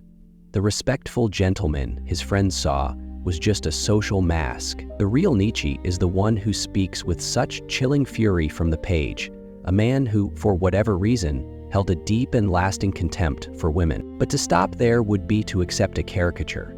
It would be too easy. It would mean ignoring the other half of the evidence, the side that's more subtle, more complex, but just as crucial to solving the Nietzsche puzzle. To build the case for Nietzsche as an admirer, maybe even a secret worshiper of the feminine, We have to look past the insults and into the deep structure of his thought. We have to listen not just to what he says about women, but what he reveals about woman as a philosophical idea. First, let's go back to the man himself. You can't just brush off the accounts from his female friends. Ida von Miaskowski's memory of him as sensitive, so natural and comradely, is a powerful counterstory. These weren't naive women who were easily fooled. They were sharp, perceptive people who connected with Nietzsche intellectually, and he sought them out. Women like the writer Malwida von Meisenbug weren't just acquaintances. They were his patrons and his confidant. Even Lou Andreas Lump, the source of his greatest heartbreak, later wrote a book about his philosophy, which shows how deeply he impacted her. This is not how a man who simply despises women behaves. It's how a man who is drawn to female intellect, who values it, behaves. The clash between the man and his work is real, and it suggests he was doing something in his writing other than just venting. The key to unlocking this other side is a distinction Nietzsche often makes: the difference between women as social creatures, shaped and often limited by 19th century culture, and woman, or the feminine, as a timeless archetypal force. When he attacks women, he's often attacking what he sees as the petty, conditioned behaviors of European females of his time. But when he speaks of the archetypal feminine, his tone changes from contempt to something like awe. This archetypal feminine, for Nietzsche, is the symbol for life itself. It's his stand-in for the chaotic, creative, untamable force he called the Dionysian. Throughout his work, he uses feminine metaphors to describe his most powerful concepts. He talks about the womb of being as the source of everything vital and life-affirming. He understood that life isn't born from sterile masculine logic, but from a dark, fertile, chaotic power that is fundamentally feminine. To worship life, as Nietzsche did, was to worship this creative principle. He didn't see it as gentle or comforting. He saw it as wild, dangerous, and beautiful, like nature. This isn't the kind of worship where you put someone on a pedestal. It's the worship you feel standing before a terrifying and magnificent hurricane. Maybe the best example of this is in the preface to Beyond Good and Evil. Supposing that truth is a woman, what then? This is one of the most important sentences he ever wrote. So what is he getting at? He's attacking the rigid, dogmatic philosophers who came before him. He accuses them of being clumsy and artless in their pursuit of truth. They treat truth like a thing to be conquered and pinned down by logic. Their terrible seriousness and clumsy importunity, he says, are terrible ways to try and win over a woman. And, he points out, truth has never let herself be won by them. By casting truth as a woman, Nietzsche is revolutionizing philosophy itself. Truth isn't some static fact waiting to be discovered. She is elusive, seductive, maybe even deceptive. She has reasons for not letting her reasons be seen. You can't take her by force, you have to court her with art, with subtlety, with laughter. She loves a warrior, not a dogmatist. In this model, the true philosopher must have feminine qualities, intuition, a comfort with appearances, an artist's touch. Lou Andreas Salami saw this herself, claiming there was something deeply feminine in Nietzsche's own way of thinking. Far from being an insult, linking something to woman was, in this context, the highest praise Nietzsche could give. It meant that it was aligned with the deep, elusive, life-giving forces of the universe. This brings us back to those seemingly hateful lines about female lies and deception. Let's look at them again through this new lens. When Nietzsche says a woman's great art is the lie, is it possible he means something other than a moral failing? Remember, this is the philosopher who wanted to move beyond good and evil. He hated conventional morality. For him, a lie wasn't automatically a bad thing. He believed that illusion, art, and appearance were essential for life. The ancient Greeks, he wrote admiringly, were superficial out of profundity. They understood you have to stop bravely at the surface to adore the appearance. From this angle, women's mastery of appearance and illusion isn't a sign of being dumb, but a sign of a deeper wisdom. It's a form of power, and Nietzsche was obsessed with power. He saw how women, historically denied direct physical or political force, had developed a much more subtle and sophisticated arsenal. the power of seduction, of mystique, of psychological influence. They became masters of the invisible chess game of social dynamics. He saw this not as a flaw, but as a highly developed skill, a different kind of will to power. It was a power most men, with their clumsy directness, couldn't even see, let alone understand. He wasn't insulting them. He was analyzing their strategy with the cold, appreciative eye of a fellow general. In his own incredibly weird way, he was expressing a deep respect for their strength and their art. The case for worship, then, is that Nietzsche's insults were aimed at a social stereotype, while his reverence was for a deep philosophical principle. He saw the feminine as the source of life, the metaphor for a new kind of truth, and the master of a subtle and profound form of power. The women in his life felt his personal respect, while the woman in his books was a philosophical archetype of awesome, even terrifying power. He didn't want to put woman on a pedestal. He hated that kind of weak romanticism. Instead, he saw the feminine principle as a force of nature to be reckoned with, an equal and maybe even superior power in the great dance of life. So we've seen the two Nietzsche, the brutal critic and the secret admirer. We've weighed the evidence for hate and for worship. But the real genius of Nietzsche is that the paradox isn't a contradiction to be solved. It's a doorway to a much deeper truth. The key to the paradox is figuring out who Nietzsche's real enemy was. And his real enemy was never women. His true enemy, the target of his most relentless attacks, was illusion, specifically the romantic and moral illusions that society, and men in particular, project onto women, which ends up dehumanizing everybody. Nietzsche was a doctor of culture, and he saw 19th century Europe as deeply sick. A major symptom of this sickness was romantic love. He saw the idealized, sentimental idea of love that was so popular in his time as a dangerous fantasy. He believed it was a form of self-deception, a pretty curtain pulled over a much more brutal reality, the raw biological and psychological drives of the will to power. He thought men and women enter relationships with fundamentally different instincts that often clash. Women, he argued, seek total devotion from the man, while men are driven by a desire to possess. For Nietzsche, pretending this basic conflict doesn't exist and covering it up with talk of soulmates and angels was the ultimate act of cowardice. His harsh words about women were a form of shock therapy. They were designed to rip that veil of romantic illusion away from men's eyes. When men idealized a woman, putting her on a pedestal and worshiping her as some pure being, Nietzsche believed they weren't seeing her at all.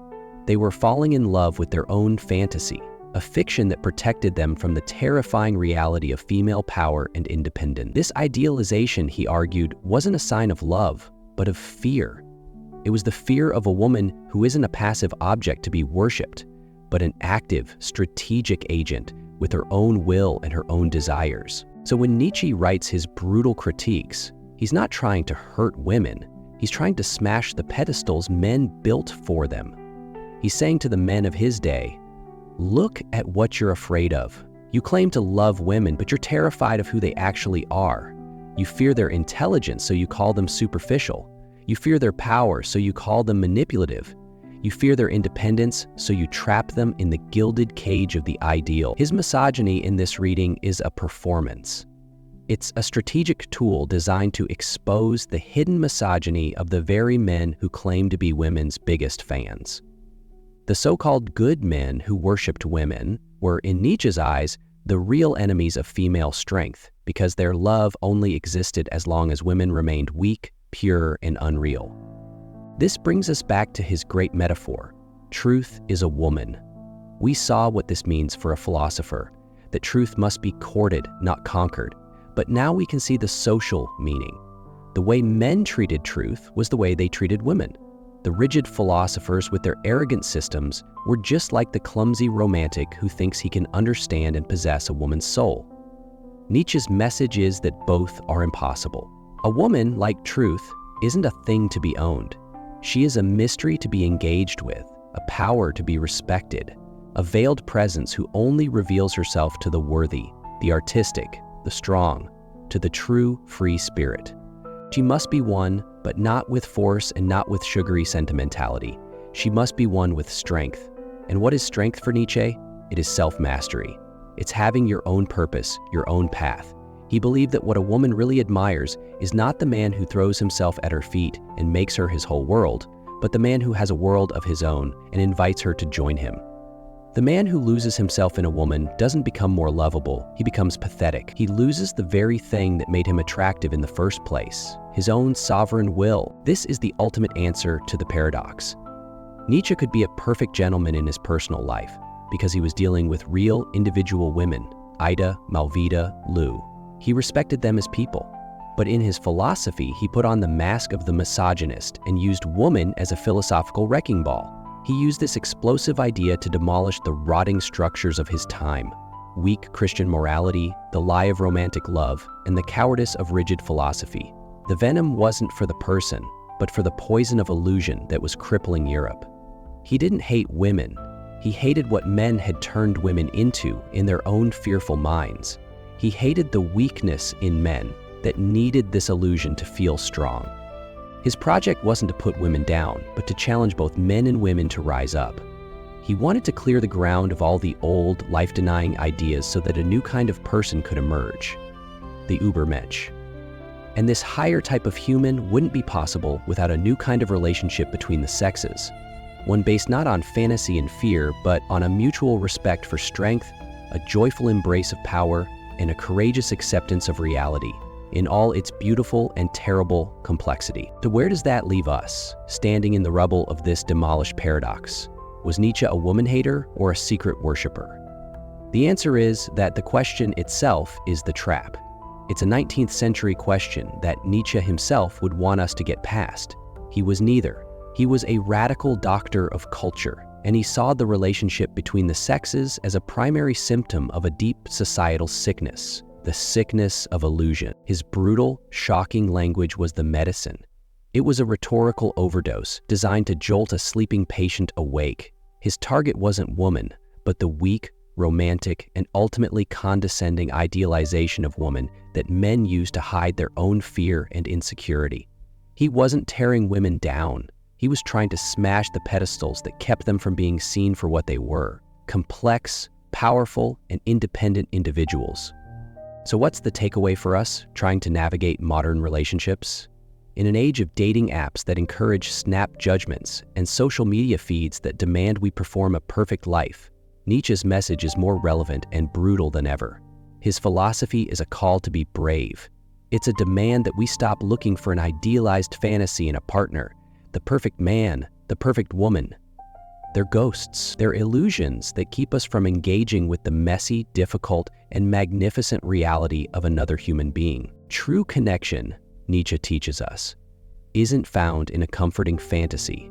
It's forged in the fire of reality. It requires that we see our partners and ourselves without the illusions. It requires acknowledging the power dynamics that are always at play. It requires an admiration of strength, not a coddling of weakness. His challenge hits home for both men and women today. For men, the challenge is to stop looking for a woman to be the solution to their life or a prize for their ego. It is to build their own world, to find their own purpose so completely that a partner becomes a welcome co-creator, not just a missing piece. For women, his work, despite its harshness, was seen by early feminists as a call to liberation. It was a call to throw off the shackles of what society expects, to reject the role of the meek and the mild, and to cultivate one's own power, values, and strength. Ultimately, the Nietzsche paradox forces us to look in the mirror. His writings on women reflect our own fears, our own desires, and our own comforting illusions. He doesn't give us easy answers. He gives us a hammer. And he asks if we have the courage to use it, to shatter the idols we've made of other people and the weaknesses we've allowed to grow in ourselves. Did he hate women or worship them? Maybe the better question is this: are we brave enough to truly see each other at all? What's your take on all this? Is Nietzsche a misogynist, a realist, or something else entirely? Let me know your interpretation in the comments below. The debate is definitely not over. And if you want more philosophy that challenges you and forces you to question everything, make sure to subscribe and hit that notification bell for more journeys into the abyss. You've heard the phrase, Amor Fati, to love your fate. You've probably seen it on a tattoo or posted on social media with a picture of a misty mountain. And when you hear it, you almost certainly think of the Stoics. You think of this resilient endurance of gritting your teeth and accepting whatever life throws at you. It's the philosophy of the unflappable CEO or the Stoic athlete who meets disaster and just says, "It is what it is." But what if I told you that's only half the story? What if the popular idea of Amor Fati is a watered-down, comfortable, and ultimately safe version of a much more dangerous and explosive idea? What if the man who truly championed Amor Fati, who practically screamed it from the rooftops, saw that kind of passive endurance as a weak and life-denying way to live? This is the story of how Friedrich Nietzsche took a quiet philosophy of acceptance and turned it into a declaration of war on being indifferent. It's about how he demanded something far more radical, terrifying, and beautiful than just accepting your life. He demanded that you don't just endure your destiny, but that you fall passionately, wildly, and unconditionally in love with it. And this isn't just some dusty academic debate. This is a gut-level question about how you choose to live. Do you seek peace from life, or do you want to become so strong that you can embrace all of it? The gap between those two paths is the difference between a life of quiet survival and a life of ecstatic creation. And understanding that difference might just change everything. Before we get to Nietzsche's fire, we have to understand the stone it was struck from. To do that, we need to go back in time to ancient Greece and imperial Rome and meet the founders of Stoicism. Picture Zeno of Citium, a rich merchant in the 4th century BC. He loses everything in a shipwreck, his entire fortune gone. But instead of despairing, he wanders into a bookstore in Athens, reads about Socrates, and starts a journey that leads him to create one of the most practical philosophies in history. Or think about Epictetus, born a slave. His master deliberately broke his leg, leaving him permanently lame. Yet, he became one of the most revered Stoic teachers, arguing that true freedom isn't about your body but your mind. And then there's Marcus Aurelius, the philosopher king, the most powerful man on earth. Every night, in the middle of plague, war, and betrayal, he sat down and wrote to himself, reminding himself of the principles of resilience, duty, and acceptance. These weren't men who lived in ivory towers. They lived through real hardship and immense responsibility. And from that fire, they forged a philosophy for one main purpose: to achieve a state of tranquil flourishing, what they called eudaimonia, in a world that's fundamentally out of our control. The cornerstone of Stoicism is a simple but massive idea: the dichotomy of control. The Stoics said the world is split in two: things you can control and things you can't. What can't you control? Basically everything. The weather, the economy, what other people do, your health, your reputation, when you die, the past, the future. Trying to control these things, they argued, is the root of all our misery, our anxiety, anger, and fear. It's like screaming at the rain to stop. It's pointless and only hurts you. So what is in our control? Just one tiny, all-powerful thing: our own mind. Our judgments, our choices, and how we respond to what happens to us. Epictetus famously said, "It's not what happens to you, but how you react to it that matters." This is the Stoics' inner fortress, the place where you are always free, no matter what's happening on the outside.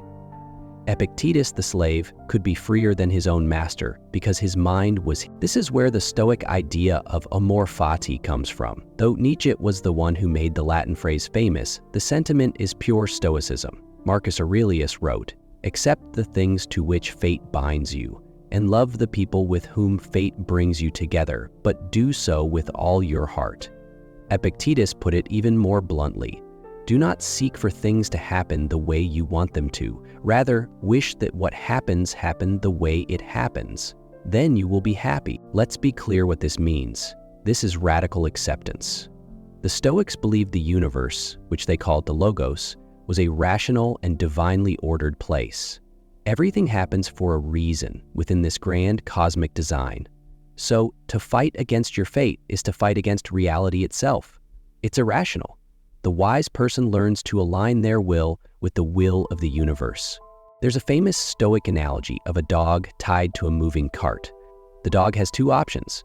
It can see where the cart is going and trot alongside it, making the journey smooth, or it can dig in its heels, resist, and get dragged along anyway, choked and bruised by the rope.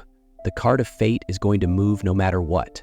Our only choice is if we walk with it willingly or get dragged. For the Stoic, true peace, what they called apatheia, or freedom from disturbing passions, is found by choosing to walk with the cart. This is an incredibly powerful tool for building resilience. It teaches you to take a hit without shattering. When you lose your job, the Stoic reminds you it was never truly in your control. When someone betrays you, their actions are theirs. Your response is yours. It's about creating an untouchable core of peace inside you, a shelter that life can't breach. And for many people, that's a noble and powerful way to live. It's the solid ground floor of our story, but it's only the ground floor. Now you might be thinking, that sounds pretty good, strong, dignified, useful. What's wrong with that? And from one point of view, the answer is nothing. The Stoic path is a great way to find peace in a chaotic world. It's helped countless people, from Roman emperors to prisoners of war, endure the unendurable. But Friedrich Nietzsche, the philosophical bomb thrower of the 19th century, looked at this carefully built fortress of the mind and saw that something vital was missing. To get Nietzsche's critique, you have to get the man. Nietzsche did not live a comfortable life.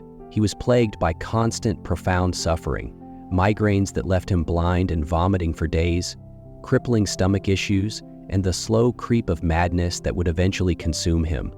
He was lonely, rejected by academia, and unlucky in love. If anyone had a reason to want a philosophy of calm detachment, it was him. And yet he rejected it completely. He looked at Stoicism and saw a subtle kind of weakness. He saw a philosophy for tired souls who no longer had the strength to want anything. So they cleverly decided that wanting nothing was the highest good. Nietzsche heard the Stoics say, "I accept my fate," and he heard a quiet sigh of resignation. He saw their freedom from passion, their apatheia, as a form of self-numbing. Sure, you block out the pain, but you also block out the possibility of ecstatic joy. You build a fortress to keep suffering out, but that fortress also keeps the wild beauty of life out. You're safe, but you're also a prisoner. He once wrote that Stoicism was about making yourself heavy and inert, just to feel less pain. Stiffness and coldness, he called it, were its anesthetic devices. He saw it as a way to be less affected by life. For Nietzsche, that was a betrayal. To be truly alive was to be more excitable, more passionate, more vulnerable to the world, not less. Think of it like a boxer. The Stoic trains to take the punch, to absorb the hit without flinching, to stay calm. The goal is to get through the fight with your inner peace intact. Nietzsche looks at this and says, "You're missing the point." For him, the goal isn't just to endure the punches. The goal is to fall in love with the fight itself. To love being in the ring, the dance, the sting of the glove, the taste of blood, the roar of the crowd. The whole violent, chaotic, beautiful struggle. The Stoic wants peace from life. Nietzsche demands passion for life, and his critique went deeper. The Stoics could accept fate because they believed it was rational, part of a divine plan. They were accepting something purposeful. Nietzsche tore that idea apart. With his famous declaration, "God is dead," he argued that all those comforting cosmic stories had collapsed. For Nietzsche, the universe isn't a rational, ordered place. It's a chaotic, purposeless, brutal whirlwind of forces he called the will to power. This makes loving your fate infinitely harder and infinitely more profound. The Stoic says, "I accept this because it's part of a plan." Nietzsche dares us to say, "I love this even though it has no meaning. I love this because it is chaotic and accidental." He's not asking us to accept a grand purpose, but to affirm our lives in the face of cosmic pointlessness. This is the pivot. This is where our whole understanding of Amor Fati flips. We go from a philosophy of dignified endurance to one of ecstatic affirmation. We move from building walls to protect ourselves from life, to tearing down every last wall and inviting the whole terrifying, beautiful mess to come flooding in. This isn't just a tweak of the Stoic idea. It's a declaration of war against it. This brings us to the heart of the volcano, to Nietzsche's radical, life-altering idea of Amor Fati. To get it, we have to leave the cool marble halls of Stoic reason and enter a world of fire and dance. This isn't a philosophy you just understand. It's one you have to feel in your bones. Nietzsche develops this idea during a time of immense personal suffering, writing about it in his wild autobiography Ecce Homo, right before his final mental collapse. This isn't some abstract thought experiment. This is the defiant cry of a man staring into the abyss of his own pain and choosing not just to bear it, but to love it. He calls Amor Fati his formula for greatness in a human being. And just listen to how he defines it, because every word is an attack on the Stoic ideal. My formula for greatness is Amor Fati, that one wants nothing to be different, not forward, not backward, not in all eternity, not merely bear what is necessary, still less conceal it, but love it. Let's break that down. Not merely bear what is necessary. That's a direct shot at the Stoics. To just bear something, for Nietzsche, is still saying no to it. It means it's a burden. Then he says, still less conceal it, attacking anyone who tries to pretend life isn't harsh. No, for Nietzsche, you have to look the ugliest, most painful parts of your life right in the eye. And then you have to do the unthinkable. You have to love it. But what does he mean by love? This isn't a gentle, fuzzy feeling. It's an active, creative, passionate will. It is the deliberate choice to say yes to every single moment of your existence, without exception. It's total, unconditional life affirmation. The foundation for this is Nietzsche's belief that everything is connected. You can't just surgically remove one part of your life without destroying the whole thing. You don't get the peak without the valley, the triumph without the struggle, the joy without the suffering. To wish away your biggest heartbreak is to wish away the compassion you learned from it. To erase your most humiliating failure is to erase the resilience you gained. Think of your life like a great painting. Would you paint over the dark, shadowy parts? Of course not. A masterpiece is great precisely because of the contrast between light and shadow. The darkness gives the light its meaning. Your life, Nietzsche says, is the same. Every mistake, every wound, every moment of agony is a necessary brushstroke in the painting of who you are. To love your fate means loving the entire canvas, shadows and all. It means seeing how the ugliest parts are exactly what make the beautiful parts possible. This leads to Nietzsche's most terrifying thought experiment, the eternal recurrence. This is the ultimate test for Amor Fati. He asks you to imagine a demon creeping into your room in your loneliest moment. The demon says to you, "This life as you now live it and have lived it, you will have to live once more and innumerable times more. Every pain and every joy will have to return to you, all in the same succession and sequence." What would you do? Would you throw yourself down, gnash your teeth, and curse the demon? That's the reaction of a life filled with regret, a life that has said no to itself. Or would you have a different reaction?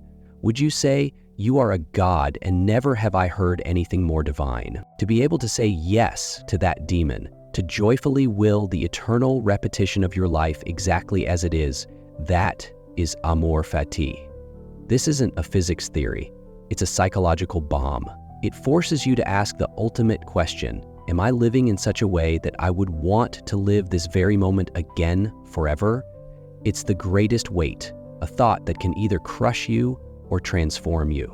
This is Nietzsche's weapon against resentment. He believed that many philosophies and religions were born from weakness and resentment toward this world.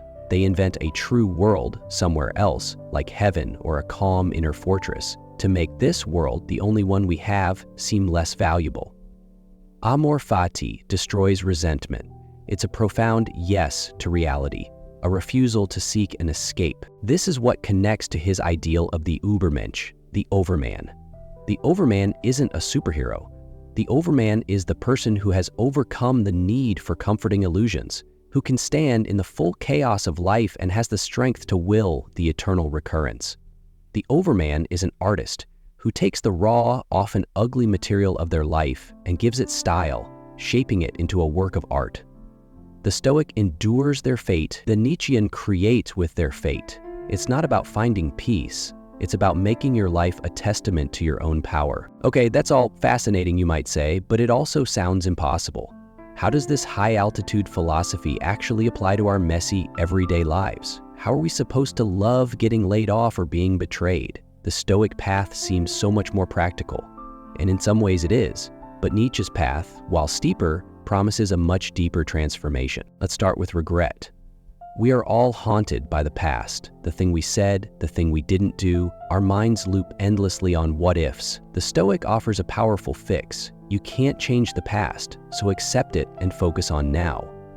This brings peace. But Amor Fati offers not peace, but alchemy. It doesn't just ask you to accept the past, it challenges you to redeem it. Nietzsche asks you to look at your biggest regret, that cringeworthy moment you wish you could erase, and instead of just accepting it, to actively will it. To understand that without that specific failure, you wouldn't be who you are today. That stupid decision taught you wisdom. That painful rejection taught you self-reliance. It's not a stain on your story, it's a foundational pillar. You have to learn to say, I needed that. I willed that. I wouldn't trade the wisdom I gained for a cleaner past. This isn't just acceptance, it's transforming the poison of regret into the medicine of strength. Think of the story of Thomas Edison. When his massive factory, holding almost his entire life's work, burned to the ground, his son found him just watching the flames. Edison calmly said, "Go get your mother and all her friends. They'll never see a fire like this again." The next morning, walking through the ruins, he said, "There is great value in disaster. All our mistakes are burned up.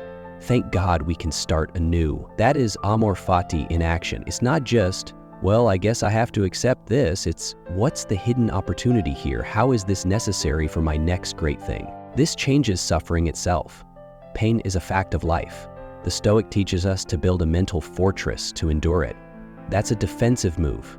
Nietzsche's approach is offensive. It asks you to go on the attack, to use your suffering as raw material. It asks, how can this pain make me deeper? How can this struggle make me more powerful? It reframes suffering from a random affliction you have to endure into the very catalyst for becoming more than you were. Nietzsche famously wrote, "That which does not kill us makes us stronger."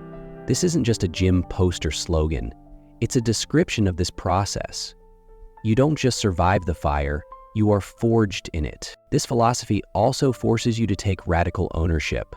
By loving your fate, you take absolute responsibility for everything in your life. You can no longer blame your parents, your bad luck, or your circumstances. Your life in its entirety is yours. You have to say yes to all of it. This forces you to stop being a passive victim and become the active author of your life's meaning. You are the artist, and all of it, the good, the bad, the ugly, is your paint. So I want you to try a small experiment. Think about the one thing in your past you regret the most, the thing that makes you cringe. For a moment, stop just trying to accept it or push it away. Instead, ask yourself a different question. What did I learn from that moment that I could have learned no other way? What strength do I have today that was born directly from that weakness? Who would I be right now if that never happened? Could I, just for a second, see it not as a mistake, but as a necessary and even beautiful part of my story? Could I learn not just to bear it, but to love it? So we're left standing between these two massive ideas. The distinction, by now, should be crystal clear. It's not a small one. It's a chasm. The popular version of Amor Fati is almost entirely Stoic. It's about resilience, calm acceptance, and building a shelter from the storm. It teaches you to endure, to control your reactions, and to find peace. It's a noble and powerful shield, but Nietzsche shows up with a hammer, not a shield. He smashes the whole idea of a shelter.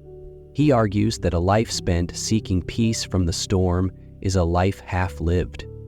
For Nietzsche, Amor Fati is not a shield, it's a dance.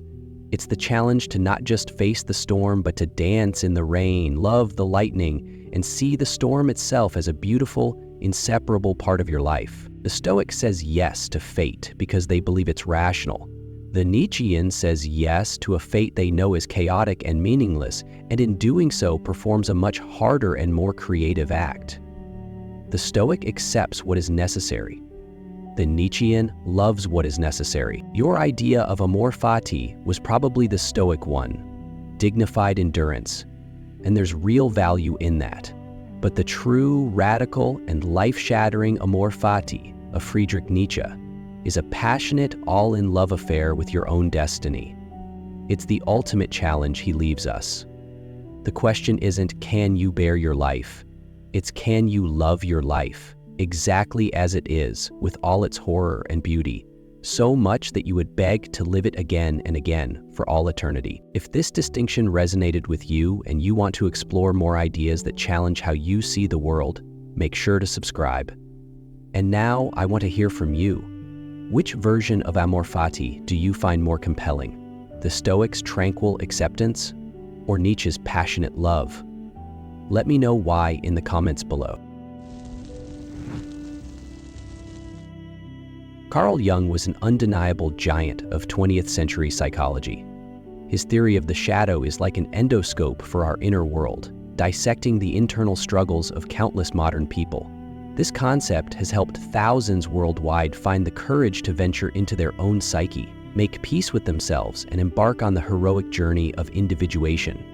You could say the shadow is one of the greatest gifts from depth psychology to the world. But what if I told you that the intellectual source of this brilliant, paradigm-shifting concept might point to someone else, a philosopher from the generation before Jung, often misunderstood as a madman, Friedrich Nietzsche? So today, I want to discuss a provocative, even slightly offensive question. Did Carl Jung really steal his core theory from Nietzsche? Doesn't that sound like an intellectual cold case?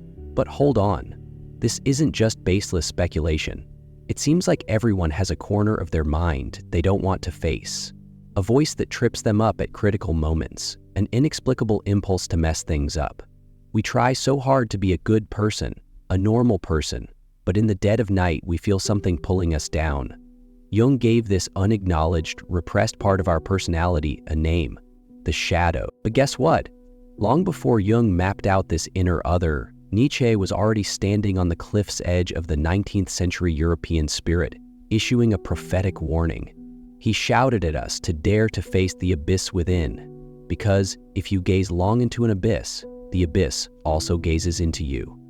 He declared that you must become the master of yourself, not be led by the nose by the tangled mess in your heart. So what's the real relationship between these two?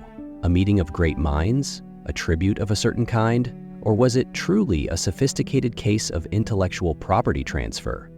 In today's video, we'll play the part of intellectual detectives. We'll put on our magnifying glasses and travel back over 100 years to Europe to dig into the connection between Jung's shadow and Nietzsche's abyss. More importantly, you'll discover that understanding this intellectual case can provide a deeper, more fundamental strength for every one of us struggling with our inner darkness today. Before we start digging, we need to take a moment to properly unpack the great gift Jung gave the world, the theory of the shadow. Only by understanding what the shadow is can we judge where it came from. In Jung's analytical psychology, our personality is far more complex than we usually think. The self we present to the world, the image we're proud of and work hard to maintain, our friendliness, rationality, morality. Jung called this the persona. The persona is crucial. It's the mask we wear to adapt to society and interact with others. It protects us and helps us get by, but the problem arises when too many of us mistake the mask for our actual face. Jung warned that a crisis occurs when a person identifies too strongly with their persona. Why? Because to maintain this good, socially acceptable image, we inevitably suppress, reject, and deny the parts that don't fit. All the traits we consider bad, shameful, immoral, or uncivilized, our jealousy, anger, greed, fear, as well as our unrealized potential and primal animal instincts, these things we deliberately lock away in our mental basement, don't just disappear. They gather together to form a powerful, uncontrolled subconscious force. This is the shadow. The shadow is our second self, the one that has its back to the light of consciousness. It contains everything we refuse to admit about ourselves. But it's crucial to emphasize here that Jung's shadow is not entirely synonymous with evil. It's more like a neutral energy pack, containing parts that are simply not yet illuminated by the light of consciousness. Yes, it holds destructive impulses, but it might also hide our immense creativity, repressed vitality, and even our golden shadow, the talents and potential we hide away because we're afraid of being too powerful or brilliant. Think about it. A girl taught from a young age to be modest and obedient might have innate, powerful leadership and ambition hidden in her shadow. A boy required to be strong and rational might have his rich emotional capacity, vulnerability, and desire for intimacy hidden in his shadow. So how does this hidden shadow affect our lives? The answer is everywhere, and often in the ways we least expect. The most common way is called projection. When we refuse to admit we have a certain trait, our subconscious is cunning, it projects that trait onto someone else. This is why we sometimes feel an extreme, inexplicable dislike for a particular person. That colleague you find too showy might be living out the ambition for attention you've hidden in your shadow. That friend you look down on as too emotional might be demonstrating the ability for free emotional expression that you've repressed. The things that bother us in others are often echoes from within ourselves. Our strong criticisms of others are often a mirror turned toward ourselves. Besides projection, the shadow also jumps out when we lose control. An unrestrained burst of anger, a thoughtlessly cruel remark, an impulsive decision that ruins a bright future. These "how could I do that" moments are often the shadow breaking free from its cage. Like a child locked up for too long, its behavior when it finally gets out is clumsy, primitive, and destructive. The greatness of Jungian psychology lies in pointing out a completely different path. It tells us that our task is not to destroy the shadow, nor to pretend it doesn't exist. Our task is to integrate it. Integration means consciously turning around, walking into that dark basement, not to fight, but to get to know it, understand it, and talk to it. This requires immense courage. It means admitting, yes, I have jealousy, anger, and cowardice inside me. That is also part of me.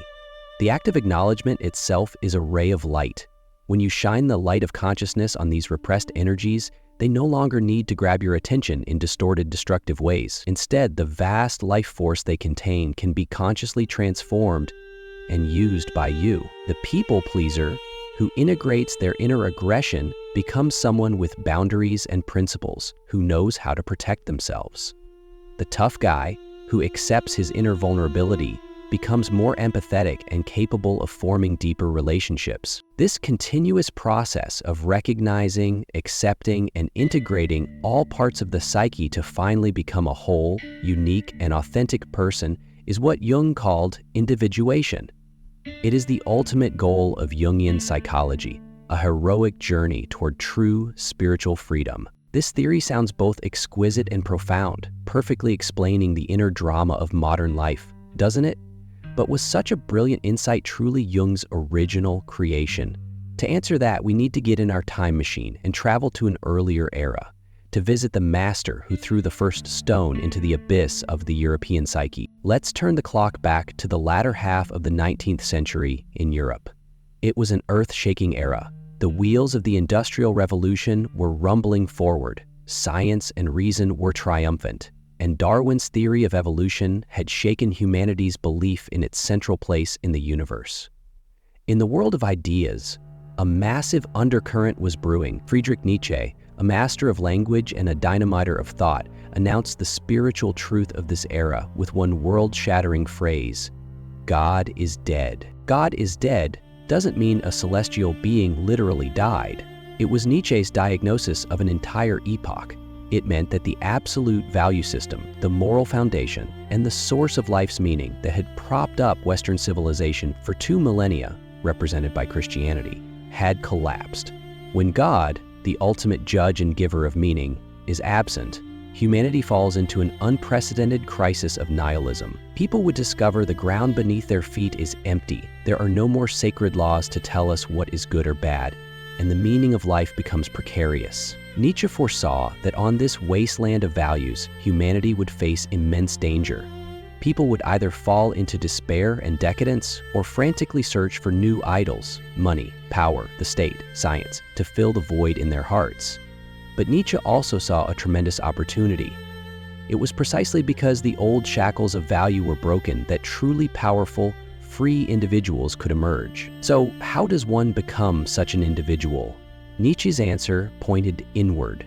He was arguably one of the first and most profound philosophers to recognize the importance of the unconscious. Even the father of psychoanalysis, Sigmund Freud, admitted that he deliberately avoided reading Nietzsche, fearing he would find all his own ideas had already been expressed more beautifully and profoundly by the philosopher. Nietzsche, the self-proclaimed first psychologist, used his pen, sharper than a surgeon's scalpel, to conduct an unprecedented psychological autopsy of humanity and morality. He pointed out that human behavior is far from being as rational and noble as our conscious minds believe. Beneath our polite consciousness flows a primal, turbulent life energy, which he called the will to power. The will to power is the most central and most misunderstood concept in Nietzsche's philosophy. It doesn't simply refer to political power or controlling others. It is a more fundamental driving force present in all things in the universe. An inner impulse to constantly expand, grow, overcome obstacles, and express one's full potential. A tree striving to grow towards the sun, an artist creating with all their might, a philosopher thinking relentlessly. These are all expressions of the will to power. This force in itself is neither good nor bad. It is life itself. However, traditional morality, especially the Judeo-Christian morality that Nietzsche fiercely criticized, performed a castration on this life force. In his famous work on the genealogy of morality, Nietzsche distinguished between master morality and slave morality. Master morality is the morality of the strong, noble, and self-confident ancient aristocrats. They affirm life, their desires, and their strength. Good is everything about them: pride, courage, creativity, passion. Bad is that which is weak, base, and mediocre. Slave morality, on the other hand, originates from the oppressed, the weak, and those full of resentment. Because they couldn't defeat the masters, they engineered a transvaluation of values in their minds. They cursed everything the masters cherished: strength, pride, wealth, as evil, while praising their own traits: weakness, submission, pity, poverty, as good. It was a brilliant psychological revenge born of resentment, and Nietzsche believed that Western civilization, to a large extent, has been controlled by this slave morality. Why is this insight so brilliant? Because it reveals how our inner shadow is formed. The reason we see certain parts of ourselves like ambition, aggression, pride as bad and needing to be suppressed is precisely because we have internalized the judgmental standards of this slave morality. We have learned to hate and fear the master within our own bodies, the part full of power and life's passion, and have thrown it into the prison of the shadow.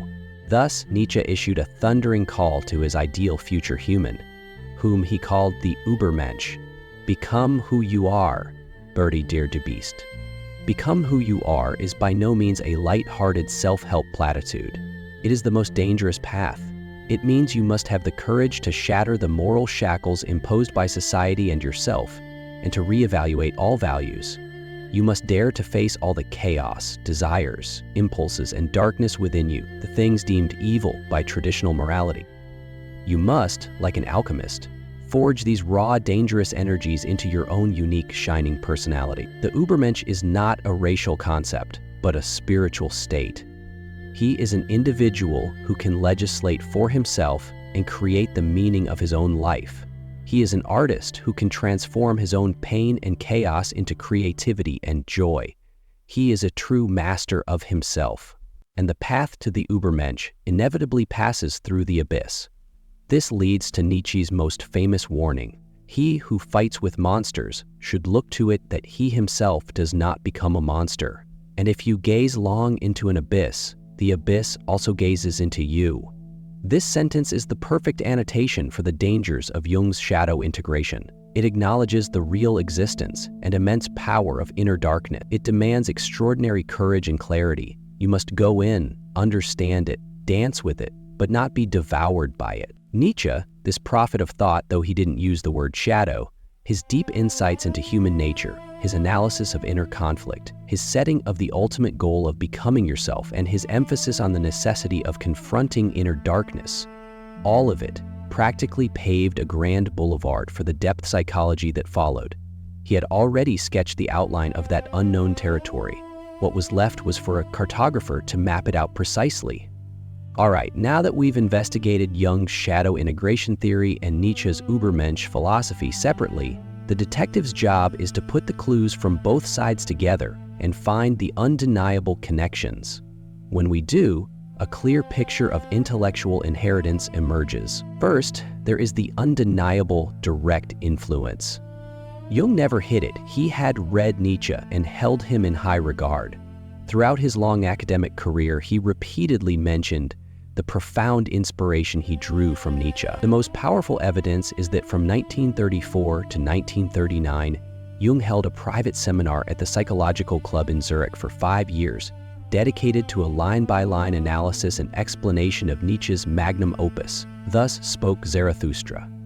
This book is the core work where Nietzsche systematically expounds his philosophy of the Übermensch and the will to power. Think about it. A thinker willing to spend 5 full years with his innermost circle, meticulously studying another thinker's book. This alone shows how significant the latter was in the former's intellectual system. Jung's attitude toward Nietzsche was complex, a mix of deep respect, a touch of caution, and regret. He saw Nietzsche almost as a philosophical guide, a courageous forerunner who, unfortunately, met a tragic end in a mental breakdown. Second, the conceptual parallels are astonishing. Let's do a simple comparison. Nietzsche's abyss versus Jung's shadow. Both point to the dark, irrational, repressed domain of the personality.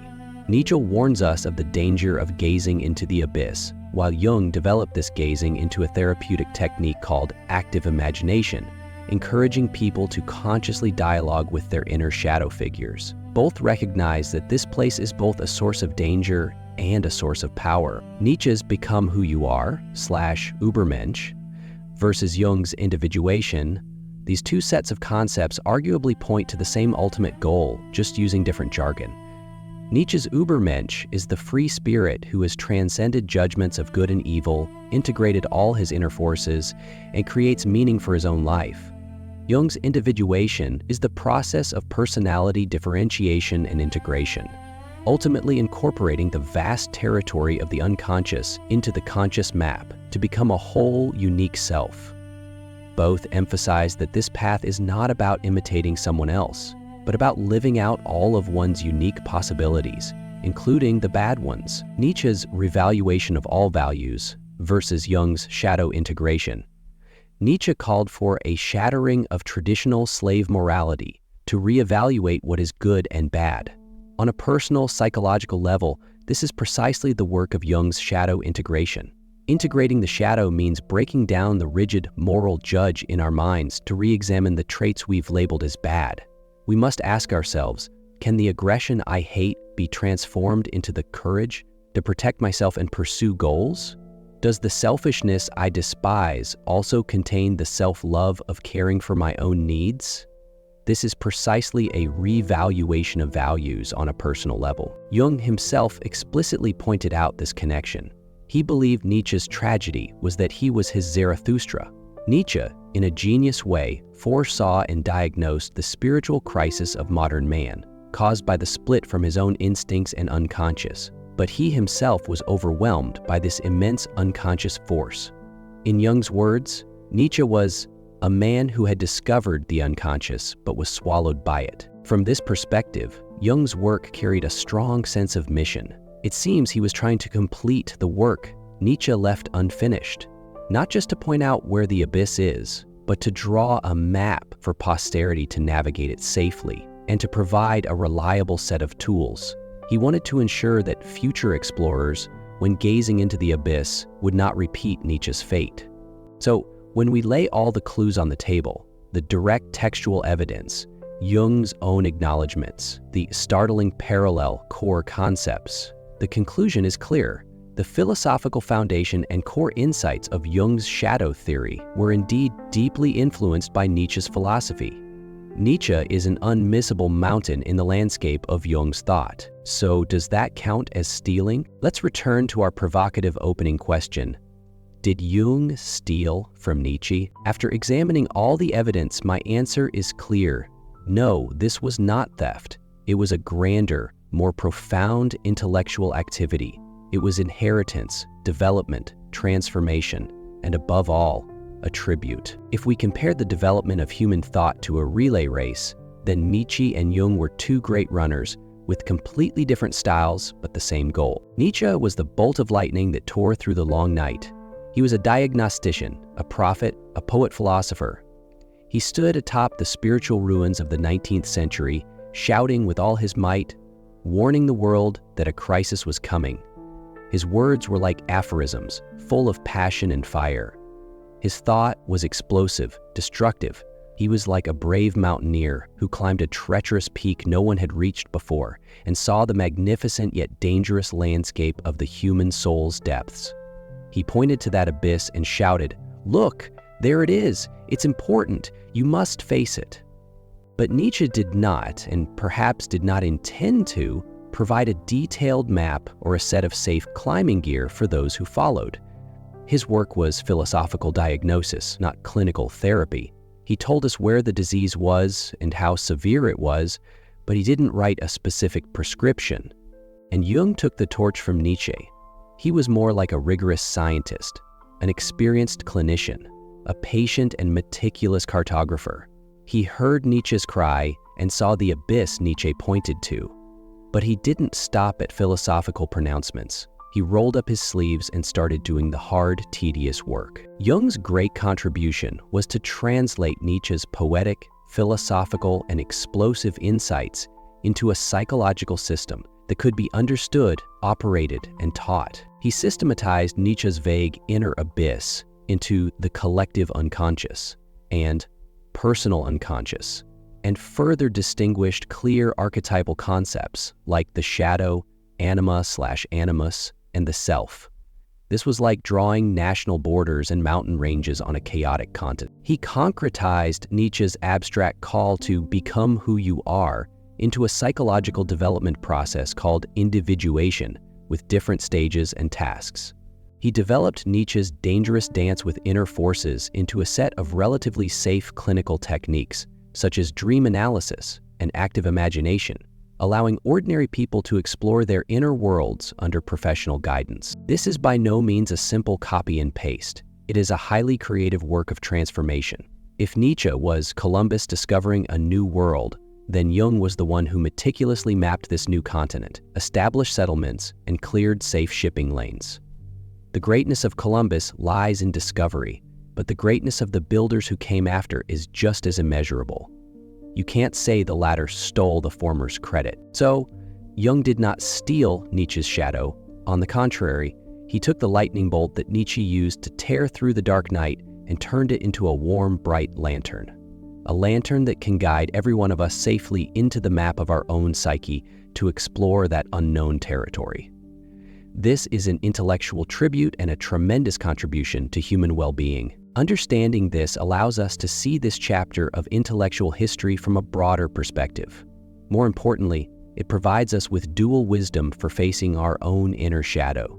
We have both Nietzsche's philosophical courage and Jung's clinical methods. After all this theory, it must ultimately return to our individual lives.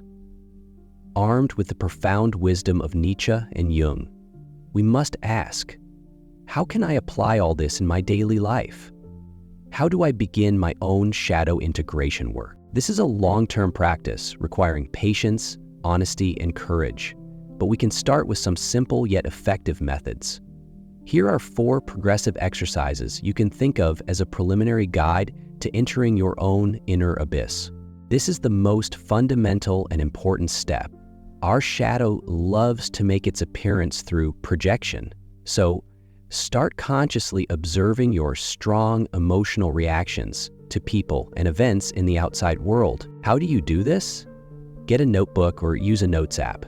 The next time you find yourself having an extreme, disproportionate reaction of disgust, contempt, anger, or even adoration towards someone, be it a colleague, friend, family member, or even a public figure or a stranger on social media, pause. Don't rush to judge them. Instead, like a detective, ask yourself a few questions. What specific trait in them am I reacting so strongly to? Describe it as precisely as possible. Is it hypocrisy, cowardice, arrogance, laziness? Is this a trait that I absolutely forbid in myself? Was I taught from a young age to never be this kind of person? Have I put a lot of effort into not displaying this trait? In a completely safe space where no one would know, is there a tiny part of me, deep down, that has this tendency or desire? For example, when you loathe a suck-up colleague, ask yourself if you also desire approval from authority, but just find that method shameful. When you despise an artist, friend, for their chaotic life, ask yourself if you have a secret longing for that kind of freedom from rules. The point of this exercise is not self-criticism, but awareness. The mere realization that, oh, my strong reaction might be because this is touching my own shadow, is the first step in taking back the projection. You start shifting from blaming others to understanding yourself. Jung believed that dreams are the royal road to the unconscious. Your unconscious, including your shadow, writes you letters every night through dreams. Our job is to learn to receive and read them. The method is simple. Keep a dedicated dream journal and a pen by your bed. Every morning, before you do anything else, don't look at your phone, don't think about your day, immediately write down what you remember of your dream. It doesn't matter how fragmented or absurd it is. Key points to record: the setting, characters, and plot. Pay special attention to the emotions in the dream. Were you scared, anxious, angry, or happy? Emotion is the master key to dream interpretation. Note any recurring images. Are there certain animals, objects, or scenes that keep appearing, especially those that make you uneasy, dark figures, or things that are chasing you? They are often direct personifications of the shadow. The act of recording dreams itself is a gesture to your unconscious that says, I am willing to listen. If you persist, you'll find your dreams become clearer and richer. You don't have to become a master dream interpreter. Just think of it as opening a mystery box from your unconscious every morning. Some are surprising, some are scary, but they are all parts of you. Simply reading these letters from within will give you a more direct understanding of your own desires, fears, and conflict. This is a more advanced exercise, derived from Jung's active imagination technique. Once you have a preliminary sense and image of your shadow from the first two steps, you can try to actively communicate with it. Find a quiet, undisturbed time and space. You can write it down, draw it, or just do it in your head. Give your shadow an image. What kind of person or creature is it? What does it look like? What clothes does it wear? What is its expression? Don't judge. Let the image emerge on its own. Start a dialogue. You can write it out like a script. You can ask it, hello, who are you? Why are you here? What do you want? What are you unhappy about in my life? What power do you have that I need? Let go of judgment and let it answer. Try not to control the answers with your conscious mind. Let unexpected, even uncomfortable thoughts and words flow out. You might be surprised to find that the shadow you thought was full of malice might respond with sadness, grievance, or that it was just trying to protect you in a clumsy way. The goal of this exercise is not to surrender to the shadow, but to understand and respect it. Through dialogue, you transform it from a terrifying monster into an inner partner you can communicate with. This relationship of equals is the foundation of integration. Finally, remember that the shadow doesn't just contain dark stuff, it also holds gold. Many of our talents, potentials, and beautiful qualities may also have been pushed into the shadow because they didn't fit family or societal expectations. Ask yourself, what strengths did I have as a child that made classmates jealous or were suppressed by adults? Too smart, too opinionated, too sensitive. What positive trait do I most want to live out but am most afraid to show? Creativity, leadership, unrestrained joy? What talents and virtues in others make me feel a twinge of jealousy or resentment? This jealousy often points directly to your own potential. Integrating the golden shadow means giving yourself permission to shine. It requires issuing yourself a license to re-embrace the talents and strengths you've hidden away. Go write, go paint, lead a project, boldly express your love and joy. These 4 steps are an upward spiral. Through constant observation, listening, dialogue, and embrace, you will slowly reclaim the energies that rightfully belong to you but were cast out. This is the path to wholeness, the path Nietzsche called becoming who you are, the heroic journey of individuation that Jung mapped out. So let's return to the original question. Was Jung's shadow stolen from Nietzsche? Through this intellectual detective journey, we've discovered this is not a theft at all, but a grand story of inheritance. Nietzsche, the lonely prophet, used his philosophical thunder to split the long night of the 19th century spirit, allowing us a glimpse into the abyss forgotten by the light of reason, called the unconscious. And Jung, the rigorous psychological master, took Nietzsche's torch. He not only bravely walked into the abyss, but also drew maps, created tools, and lit the way forward for all of us explorers who followed. Therefore, Jung did not steal Nietzsche's shadow. He illuminated the bolt of lightning Nietzsche cast into the darkness, turning it into a lantern that can guide each of us as we explore the map of our own inner world.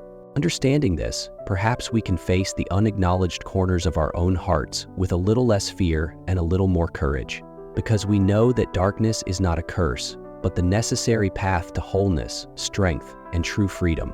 To face it and integrate it is the most profound life lesson that these two intellectual giants, Nietzsche and Jung, have jointly given us. So, after all this talk, in your own explorations, what do you think your inner shadow looks like? Have you ever caught a glimpse of it through projection or in a dream? Please feel free to share your stories, your questions, or your discoveries in the comments below. The exchange of ideas will make all of our journeys of exploration less lonely. If you're also interested in these kinds of deep self-exploration topics and want to learn more, wisdom from psychology and philosophy, don't forget to subscribe to my channel and turn on the notification bell. That way, we can meet again on our next intellectual journey. See you next time.